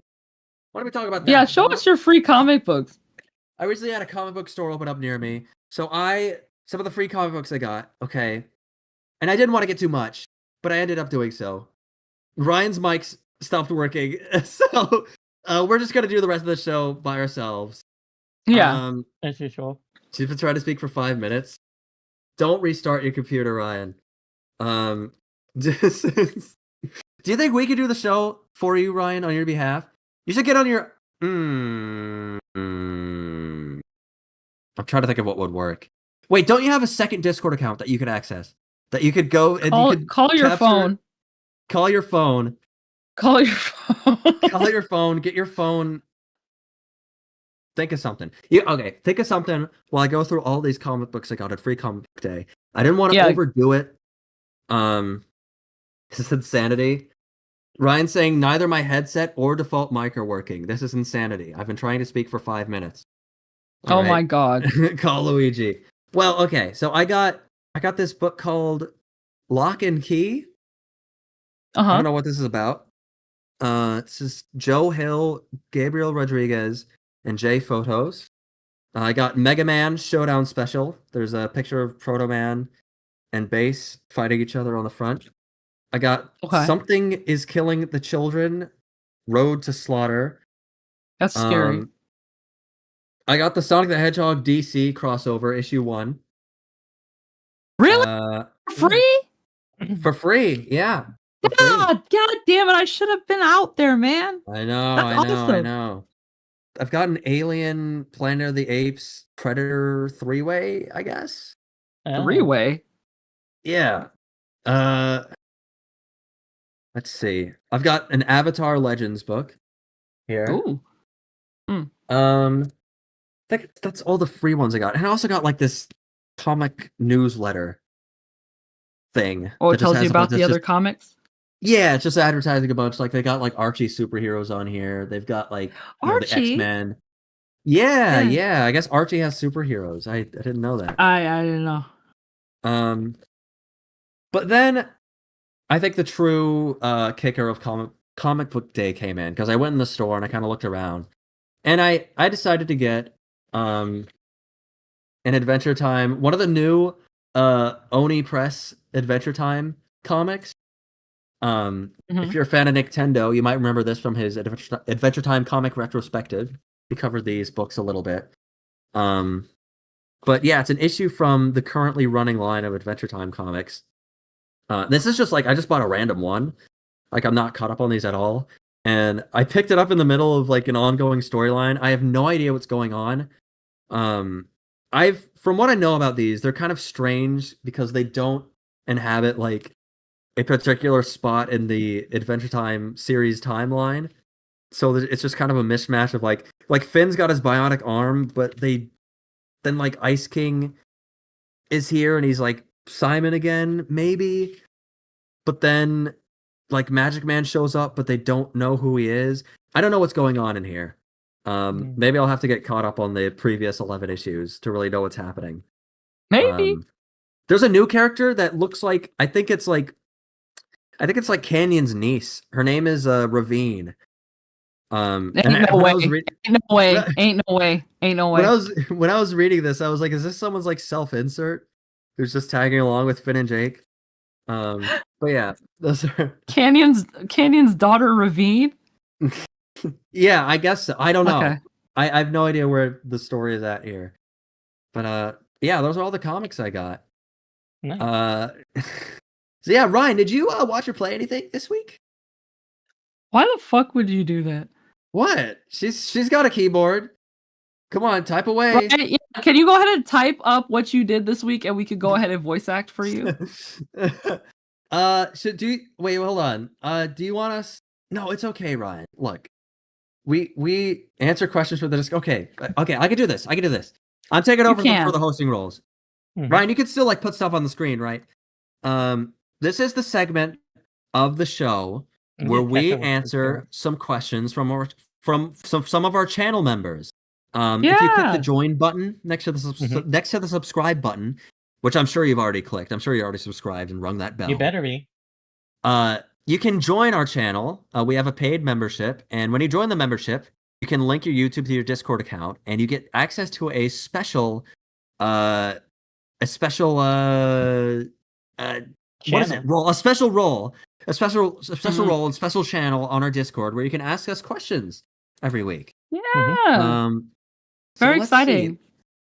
Let's see what are some of our questions. Let's see. Someone's let me just answer. This one seems fun. Because this recently Fortnite announced that Peggy Hill, Lois Griffin, Linda Belcher, and Marge Simpson. Well, maybe not Marge. I think they just announced. Well, is Marge already in the game? I don't know. They announced Peggy. Yes, they announced Peggy, Lois, and Linda. Okay, they announced Peggy, Lois, and Linda for Fortnite, and we're being asked to Marge. My God, this is hard. How does Ryan do this? We're being asked to rank Peggy, Lois, Linda, and Marge. I guess on a power ranking scale. Who's Lois is number one? No, Linda. Linda. I agree. In terms of power. Okay. And Lois is 3. Peggy has like durability though. She literally fell out of an airplane and like survived. I just like she is different, yeah. The thing is I just like Linda's vibe. Okay. If we're ranking them in terms of like power though, I mean Marge, I think she'd be able to access her buff form when she like got really swollen that one episode. That would be her. She'd have like a rage meter. Doesn't she like survive electrocution? Marge? Yeah, she probably does. They survive a lot of stuff in that show. Yeah. So where's like Marge's page on like, the Death Battle wiki? Ryan's video camera feed. Is she like pantomiming right now? Yeah. Okay. Any solution might cause us. Yeah. No, don't worry, Ryan. We're just gonna have like Ryan on the corner here while we answer these questions. Let's see. We kind of talked about the Powerpuff Girls reboot a little bit. Let's see. What is our favorite theme park rides? Does anyone have an answer for this one? I do. I have a theme park here in Tampa, called Busch Gardens, and the ride is called the Montu. It's one of those rides where you there's no bottom to it, so your legs just dangle and hang out. Oh yeah. And it's so fun. I love rides like that. So imagine my surprise when I went to fucking Six Flags and they had the Superman. Okay, I see what happened. I somehow, for no damn reason, in the middle, my laptop as a whole muted my microphone. Oh, you had to go to the control panel. I went to system sound and I went to volume, and the microphone just had a cross through it. It was just it just muted itself for no damn reason. You can shut up now. Okay. Damn, they hit you with the cane zipper. Well, I wanted to say I was trying to talk this for 5 minutes when we played this week. I just wanted to say now I won't delay too long because I had 30 different things I want to talk about Tomodachi Life. I'll just say I made a there's a combo of 4 different streamers. I saw that. This is very funny. This is great. I did like that. Nick Bazau. Mm-hmm. The real Nick Bazau. I said before I wouldn't add streamers or podcasters or tubers to Island, so I just add 4 of them at once. And my thought was, the game only offers you 70 slots. Everyone needs to be doing this. You need to combine Ed and Eddie into one me. Everyone needs to be doing what I'm doing, basically. Fighting game logic. Yes. I love it. That's the great one. Hold on. Let me bring back the GIF. Oh yeah, I put your GIF on screen. Keep talking though. As you talk, I'm gonna put the timeline of my horrible Meeper me on screen, but keep going. Oh yeah, sure. Okay. So the ride, yeah. So I like the rides where something is dangling, your whole body in the Superman one, or just your feet in the Montu if you're not feeling adventurous like that. At Six Flags over Georgia, there was the Batman ride. Ryan, you've been there more recently than I have. Is that still there? Which one? Six Flags? That's the ride that killed people at Six Flags. The Batman one? What? Yeah, that is one we went on. Me and Lou. Lou's been on that ride too with me. That one was fun. You your feet do dangle, which is unique. Yeah, that was the one that I always when I went on it for the first time. I had the urban legend told to me, or not urban legend. I think it actually happened, where someone was trying to high five their friend while they were riding the ride, and they got dismembered or something. Oh my god. Batman is fucked up though. You do a straight up loop. It's not even you don't even ease into it. You just loop. And it fucked me up. That was so scary. All of the rides at Six Flags are just death. I enjoy Six Flags. I am a thrill junkie, which is just I've learned. I think I've told the story before. When we went to Floridia with Will the Yo-Cow, Sox BX, and friends. The real Nick BX. Everyone was there. And Sox BX, and William Yo-Cow, and Tyler Pontiacs, and actually made me so upset that I was invited. I literally lived there, and nobody called me. I'm so sad. We were there, and there's the Jurassic Park roller coaster, and it was a total mix of people who wanted to get on and not, and I was one of the people who wanted to get on it. But also afterwards, I was also the only one who said, "I'd do that again."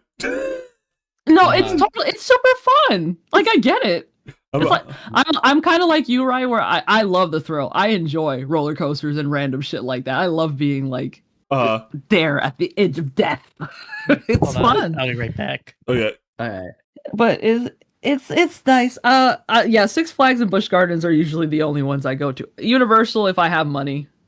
I do not go to the Disney. I don't do anything at Disney. No, but I've never really gone to Disney. I think at this point, I had a graduation night there. That's closest I got to Disney. I think at this point in my life, I'm definitely more of a Universal person than a Disney person in terms of theme park. I think both in terms Disney's for if you have kids, right? For sure. If you have kids or you're a real Disney head, at this point, Universal's kind of offering an adult kid. Yeah, Universal is kind of offering a lot what Disney used to offer, which they kind of don't anymore.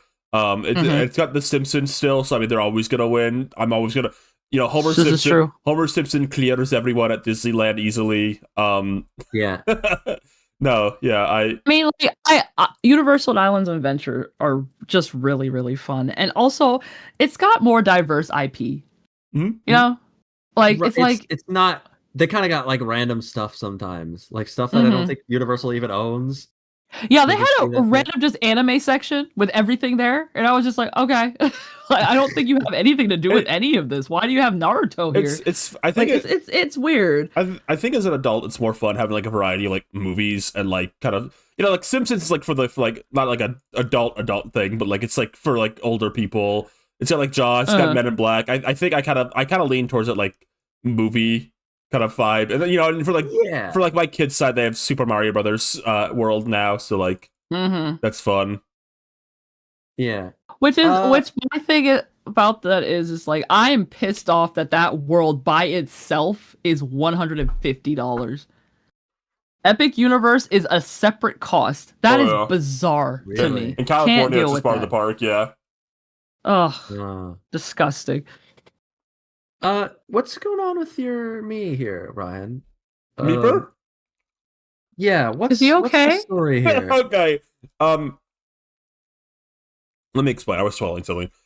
So I love playing Tomodachi Life. I think I like it more than even like the average person likes it. I am a Tomodachi Life fiend. Because to me, the ideal way to play these games, in my mind, is you have to make like a sitcom. You have to like engage like in the sitcom you're making a bit. Like you have to, you're kind of making a story. Yes. So my thing is I love making like character stories. Like for example, on the island right now, there's Drill Girl from Sparkle on Raven, Life of Drill Girl, and then I added Tedo and named her Drill Girl's mom. And then I have another character named TV, who's just like a girl with a TV head. And then she fell in love with Drill Girl, and then she also fell in love with Drill Girl's mom. So then I kind of played into that kind of drama. I love the drama and like the random comedy. That, of course. And so I respect that. Meeper is a character from the short The Chub Chubs, which nobody has ever heard of ever. I added him to my island. Wait, that guy who was just evil towards that one black woman performing on the stage? Of course, that yes, guy? Don. Yeah. He's problematic. Don't let anyone convince you otherwise. He is problematic. I don't care for him. I added him to my island. And just by coincidence, so the joke was at first he was like buff. Like I made him like he's like I'm working on my gains right now. And the joke is like this like pathetic meat cartoon character, but he's buff. And then what happened was he had a crush on Moonchild. If you're online right now, you probably know about Moonchild. He's like kind of the end Moonchild. Thing. He had a crush on Moonchild, and then Gummy Luigi. I don't have time to get into Gummy Luigi, but he's a character on the island in a YouTube show. Yeah. He like interrupted his confession, and Moonchild chose Gummy Luigi, even though they didn't even know each other. So then what happened is he stopped becoming buff. He would start wearing ripped clothes, and then he lost all his like weight. And he became like really skinny, and then he had a crush on Great Grandma from Rhapsody Street Kids Save Christmas. He had a crush on her, but then Papa Smurf asked her to marry him, and she said yes, and he had to go to the wedding. So I had to think of ways for him to get even worse. So I made a shirt that's like ripped and torn up. I put him in a diaper, and I put like a tattoo. You didn't have to do that. I put like a tattoo of her between his head, like with the idea that he got like a tattoo of her before they got married. Like he was ready to dedicate himself to her.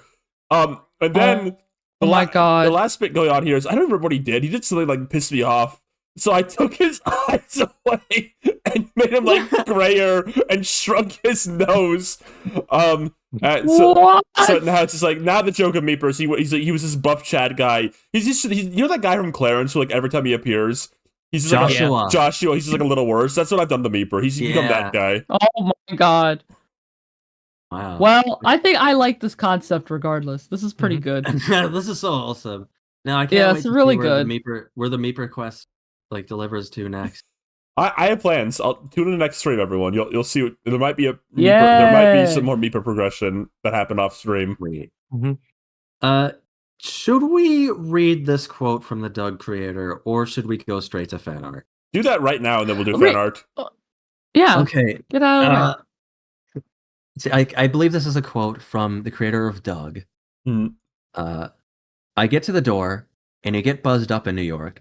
And so I walk up to the apartment and I hear the lock turn. It's getting ready to happen. And she opens the door and she's perfect. Just perfect.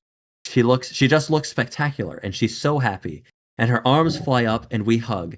And I'm just like brackets, frightened guttural gasping noises.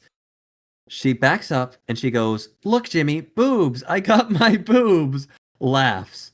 It sounds like I'm making this up, right? This is the creator of Doug on apparently his old like schoolyard crush that he based Patty Mayonnaise on.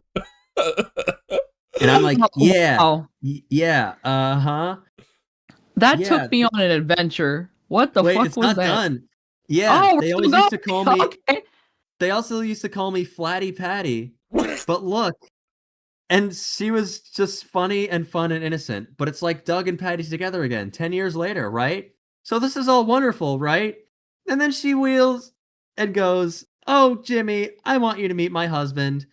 And I don't even remember the rest of the evening. Why would he admit that? I swear to God, I would have took that to my grave. I don't know why you said all that. That's a story you keep to your fucking grave, dude. No, yeah, maybe... seriously. Release that posthumously, at least. Let me die maybe first. He releases this crazy. And like, we're all gonna be on his side when we hear this. When we hear his like tragic truth, right? Mm-hmm. Oh my God. No! He sounds like a fuckhead. Poor guy. Poor guy. He's really Meeper. Literally He's giving Meeper. Ah, jeez Louise. I can't believe he admitted that. Yeah, I would have just let that go. That's embarrassing. Do we want is it fan art time finally? One more thing before I do that. I just want to share a picture of my island just because I want to put I want you all to see Meeper next to my original character, Meeperette, who is Meeper but a female. By the way, I treat her like a queen, by the way. She's awesome. We love Meeperette. As she deserves. Just so you can kind of compare, like she's probably flourishing. Because she's basically just Meeper but pink with eyelashes, so you can kind of compare what's happened to him over time. You can see him in the corner there next to great grandma. You can see what's become of him, I think, pretty well here. Let me see about this. Oh no. The tear is heinous. The tear is pretty bad. Oh my God. He can't even act to be optimistic anymore. Speaking of Meeper. Speaking of Meeper? Not Meeper. Not Meeper. Okay. What did I wanted to say that was relevant? You keep doing this where you almost say something. You say I don't know what I'm gonna say. Ryan, real quick, I appreciate that a lot of your guys are green. I remember. That happened by accident, and everyone told me I had to keep it up, so I've been keeping it up. That's fine. Yeah, that's fine. What is it, Rosa? Oh, green. I took the other day. When talking to Kelsey, I told Kelsey I got confused about a me. It's like, what me is this? And I look closer. Oh, it's Kelsey because I didn't recognize that I put Kelsey's me in a dog costume. And then you Kelsey, did what? I put yeah. Why? I didn't know what else to give them. I already gave him the suspender and tie, and that fits their style. But I just gave him the dog costume. And then when I mentioned it to Kelsey you're doing this on purpose, are you? Well, are you? Sorry, I just saw the. And then they say, "What if I put?" And then they're like, "What if I put my me? What if I get Tomodachi life and put your me through torment?" And it's like, I'll watch. That's crazy. I don't think. I gotta be so honest with you. This is the one where I'm like, I don't want to put any of my friends in this. I just don't want to. I don't want to hurt my me friends. in your little cousin. Steve, you have a very listen cartoon character design. I might put you in. Okay, yeah. Listen, Don, I'm making sure all our mates are being well and taken care of. Oh yeah. But listen, I was unfortunately your me did not stay away from Mario in you two are friends. Ew, why did you see that's a hate crime if you ever think about it. It's It's Mario 64, the animal. Don't worry. The animal. Yeah. You know what? Don't worry about it. You're right. I won't. So don't worry about it. I'm gonna clear the screen of all this horrible. Everyone say goodbye to all 87 images on screen real quick. I really loved all these images. Thank you so much for putting them up. We've been doing good at filling the screen lately. Yeah. Yeah. And maintaining our faces. So here is I'm gonna do fan art now. Here's the first one from Ewan in the Discord, a friend of ours. It is a redraw of the Clone High reboot poster. with the cast right in the start I saw cast. that. This is so sweet. It's so pretty. Yeah. I love that. Me too. It's one of my It's favorite got such a nice families. vibe. We're always making like great stuff for us. I know, every week. We're like a found family. We're like a freaking family in here, aren't we? True.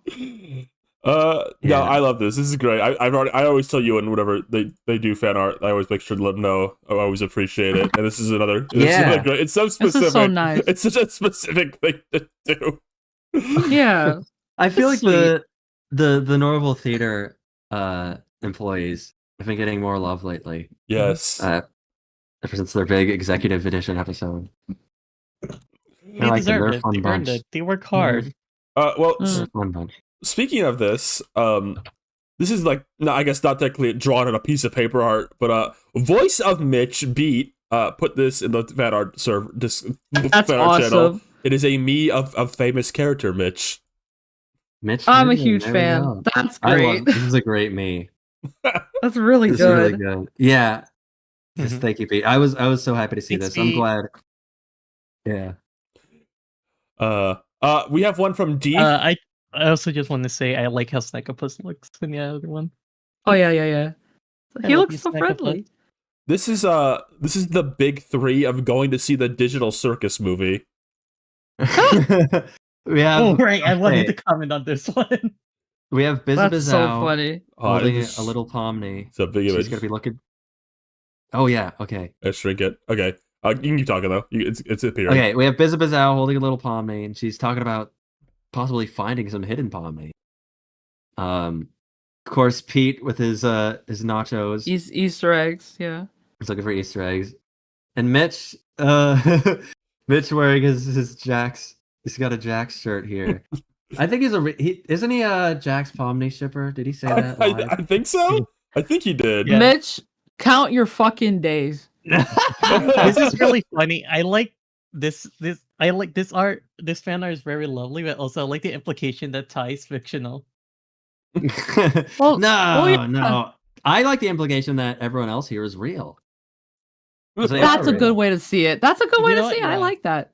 Yeah. Of course, I got the popcorn and the nachos and the root beer with red licorice straw. Wonderful. Yeah, Wonderful. no, I like this. Yeah. It's a good one. This is great. So I was sending this to Biz. Oh yeah. Oh yeah. Oh yeah! Wow. I've been sending Ty like a lot of things lately. It's scary. Oh yeah. You're always doing that. No, You're always trying to. No, I scare have. everyone This away. is me this time. Oh, I- you? Yeah. Now she, it's now we it's both Ryan. in. So yeah, she Okay. asks for gifts for her. She's streaming Five Nights at Frick Bears, which is a Five Nights at Freddy's fan game, and she asks for gifts to like put on screen at the start of her streams, and I've made her a Oh, few. Let me send Uh-huh. the two I've made. Hold on. I wanted Ty to put Doug Walker on screen, so I drew something and then like put in Doug Walker on it just so she cannot hide it. So yes, here's You made these, Ryan? Yeah, here's Freddy Fazbear's poop attack. I'm obsessed with that. And I wish it was real. Yeah, let me get the other one, which is I wish You know, Vanessa was real. each time we make friends with someone, it's always a coin toss or whether or not they come closer to us, and then they learn about all our bullshit. Yeah. Well, what's the other But side you of the know coin? what? The other side of the coin, they like never want to speak to us again. Yep. This is from Sako and Chips in the Discord. Let me send it here, and then I'll be put on screen, and so let me send it here, put it on screen, then I'll explain what it is. By their own words. I had to shrink it. I made the image really big. You did that. I did that. Okay, going to read the exact description posted. Startcast OC, Ruth, the sixth main Startcaster, based on the talk of a fake regular show character who exists for no reason. They'd like dinosaurs, I think. That's funny. Yeah. Hell yeah. They look like cooler They than look all super of us, chill. right? do you think like the sixth Startcaster is gonna become like a fifth the Smiling Friends thing? Like I think they could really be the sixth We just- Startcaster. Oh, for we sure. just keep adding new ones. Yeah. What do Yeah. you mean? The Well, there's- Snackopus is the sixth Starcaster. That's what. Well, I guess in our case it'd be like the 12th Starcast. Yeah. Because like there's like Ryan, Seep, Rosa, Lou, Kelsey, then Dawn. I think you're somewhere like close. Yeah, to I'm that. in there. I'm the 6th one. You might as well throw Niall in there. Bastard! I show up to the fucking thing, don't I? Yeah. Yes. Me. Yeah.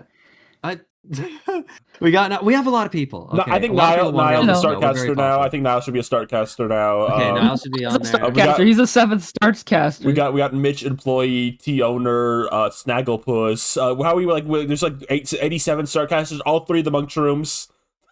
Right. Oh yeah. Does Nintendo count? Nintendo Startcaster. Nintendo's the one that's orbiting. This is we are Startcasters. We're like Overwatch. I was gonna say this is like the fucking end of the Peabody and Sherman movie where everyone just goes, "I'm a dog." Everyone's just going, "I'm a Startcaster." Exactly. You're right. You're right. The frame of reference for that cultural pop culture reference was Peabody and Sherman specifically. Of course. What's wrong with that? Nothing at all. I do love this chat comment. The Ice Ageification of Startcast. We are. Who are we gonna like pick out in like the next sequel? I don't want to kick anybody out. No, wait. First, we need to like. We always have Ryan, Seep, and Rosa. Maybe we need to start having it be like Ryan, Seep, Rosa, Lou, and a guest. So like we up the roster to 5 per episode. That's crazy. Regular. That's too much. We should try it. Here's the last one for the night. This is from Josh SK in the Discord. This is Ryan and Rosa with their suspiciously seep-shaped child. I'm a huge fan of that. That's good. That's awesome. No, Ryan I like looks that. so content. She looks like she's happy to be here. I like that. It's beautiful. Yeah. Dawn, thank you for this one. Dawn, is there something you need to promote while you're here? Yes. Lose at the crowd going, it's Bob's Burgers! So, if you don't already know, me and my dear friend Lou, apparently an official Startcaster, not me, we have a YouTube together called Dawn and Lou. And we post whenever we want, and we talk about whenever we want. So if you ever want to check that out, go ahead. We're doing a cookie ranking tier list thing soon. So keep your eyes peeled for that. But the last video we did... Huh? Like baked goods? You're ranking baked goods? Yeah, we're ranking cookies specifically. Different kinds of cookies. Not like those like freaking Twinks with the big booties that they call cookies. I don't know what the hell you're talking about. Cookie Run. Those words are not in the Bible. I'm talking about Cookie Run. Cookie Run. I don't know, man. Big booties. Girl, let me finish. I'm just interjecting. It's a conversation. You can continue. I had a good joke. It was a good joke. It was a good joke. It was a good joke. No, it was a good joke. It was a good joke. Whatever. Last month we did a video celebrating our 1-year anniversary. So if you didn't check that out yet, go ahead and look at that. It was very fun to answer everybody's questions about us. So yeah, check that out. Check out the whole channel. I'm also on Blue Sky. You know. I'm gonna let you guess what my Blue Sky handle is. You can find me. Could it be the one we put in the title of this episode right here? Maybe. Could be. Could be. But yeah, thanks, it'll be fine. So yeah, check us out. What up? It's Porky Pig. Right. They call me Petros. Okay. All right. Okay. No, is Porky Pig your frame of reference for black people? Be honest. What? Whoa, wait. What does Space Jam rank on our like starter black people movies? It is actually like low tier, but it is on the starter black people. I think it's like right. I think it's the bridge between. It's the bridge between like Goofy movie and like Fresh. Oh no, for real. No, it is real. Don, I have to ask: would you say Porky Pig is even particularly like a black Looney Tune? No. Not even a little. They made him black people can't have stutters and be a little nerdy. Well, okay. They don't have to be Porky Pig. I'm giving them options. The internet. I don't care. I'm just saying, like, they didn't have to make that poor white guy like fucking rap. It was a strange movie. Well, technically that was Eric Bauza, so he's not even white. That's true. scenario. Oh, you got me there. You got me there. I didn't know. Got you there. Okay. I didn't realize he voiced all of the Looney Tunes. Anyway, go ahead. Don and Seep, I'm giving you two permission to answer this at the end of the show. Who is the most black Looney Tune? Who's the least black Looney Tune? Answer now at the end of the show, right now. Answer right now, just like on impulse. Yeah. Yeah. Most black. Bugs. Bugs. Mine was Bugs. Okay. Yeah, and least black. Least black, Porky. Porky. Not Elmer. Not Elmer or Fudd. Not Elmer or Granny. No. The most black is actually Tweety. He has connections. Do you remember when he wore the dashiki and the kufi? And he said power to the people? He did. And you gotta watch Back in Action. He literally did that in Back in Action. It's been a few years. You gotta rewatch it. He's actually the blackest Looney Tune. I forgot. Yeah, him. Sorry, everybody. Elmer Fudd, he's got a little remember the grilled cheese song that he did? Yeah. I'm the wrong That's that put a little black on him. So it's not Porky. I thought white people love cheese. Who doesn't like cheese? That's true. You're right. It's like even if you're lactose intolerant, you just gotta Those have are the cheese. people who love cheese the most. Not getting to have it makes you want it more. Yeah, exactly. So yeah. And I mean, most of the world is lactose intolerant, so you gotta get the grilled cheese. It'll be fine. Don, thank you so much again for being on. One of our best guests always. Oh yay! I'm glad. Thank you for having me. We had a great time. You fostered such a I have one more thing to say. Conversation. Do you? What's the one thing you have to say, Queen? All right. So I want to remind everyone that a new episode of Tokyo Room recently came out. I gotta watch that. Mm-hmm. Everybody, get ready for Pilky Room. Yep. Pilky Room Episode Part 3. We have Fluttershy on. Fluttershy? Whoa. Yeah. From the Bible? Yeah. From the Bible. From the Bible. Yeah, so go on our YouTube channel. It should be the latest video we have right now, unless you're watching this like 6 months from now. Right. Yeah. You don't have to watch it if you're watching it 6 months from now. Yeah. If anything, you should be watching the entirety of it after this. Yeah, this is totally binge worthy. Let's all like go to the couch and like get our popcorns and sodas. I'm so hungry, actually. Actually, I'm hungry too. Yeah. Well, let's wrap up the show. Muscle Bro, thank you for being on tonight. Of course, no problem. You're not a big fan of big but he's nothing to do with me. I can talk about having the baby's kids and the muscle man.